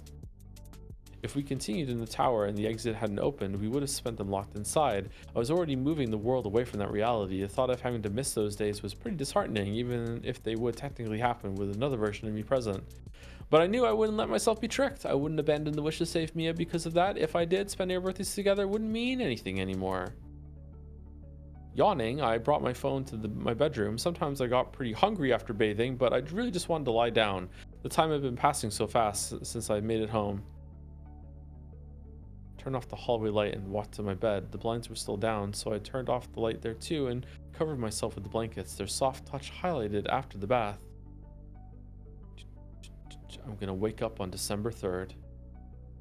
Katsuki's probably suffering by himself in his house, or maybe he's in the hospital. This is about the time I woke up on the 8th, and he was there. No matter what I do, things won't ever be the same, will they? I have to go to the tower tomorrow, don't I? That'll tell me which options I have. Assuming I'm able to find the cabinet, what would I choose? If I can't decide now, how will I be able to decide tomorrow? I was so comfortable in my bed that it was almost impossible to believe that within a few hours, I might have been living in a world where I wouldn't really be myself. Maybe she's faking being in a coma because she also traveled from the future.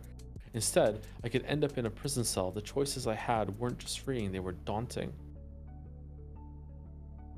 If I changed the past, I would pretty much be sacrificing myself. It's already changed in a very minor way, but that might not matter.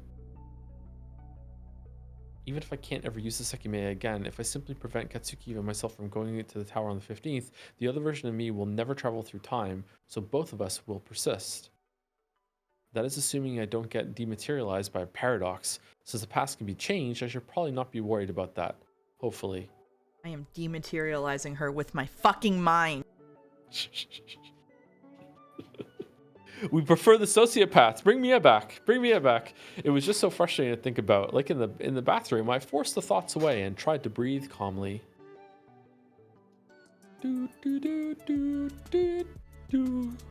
Mouse of the stream says to stop here, but we're having so much fun. Okay, I need to know if we stop here, are the reading assignments next week going to be the same? Well, how you?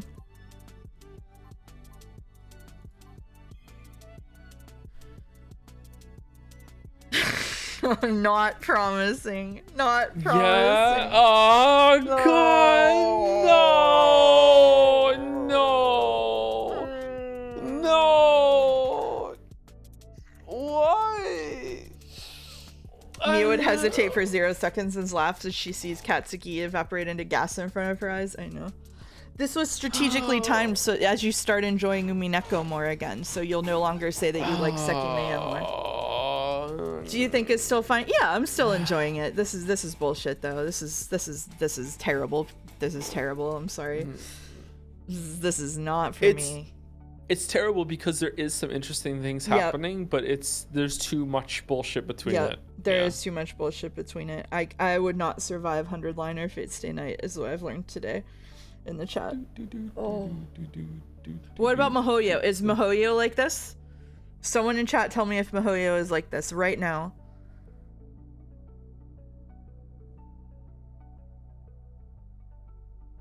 Oh. Did you know some people like this section the best? Those people are like VN brain cooked, I think.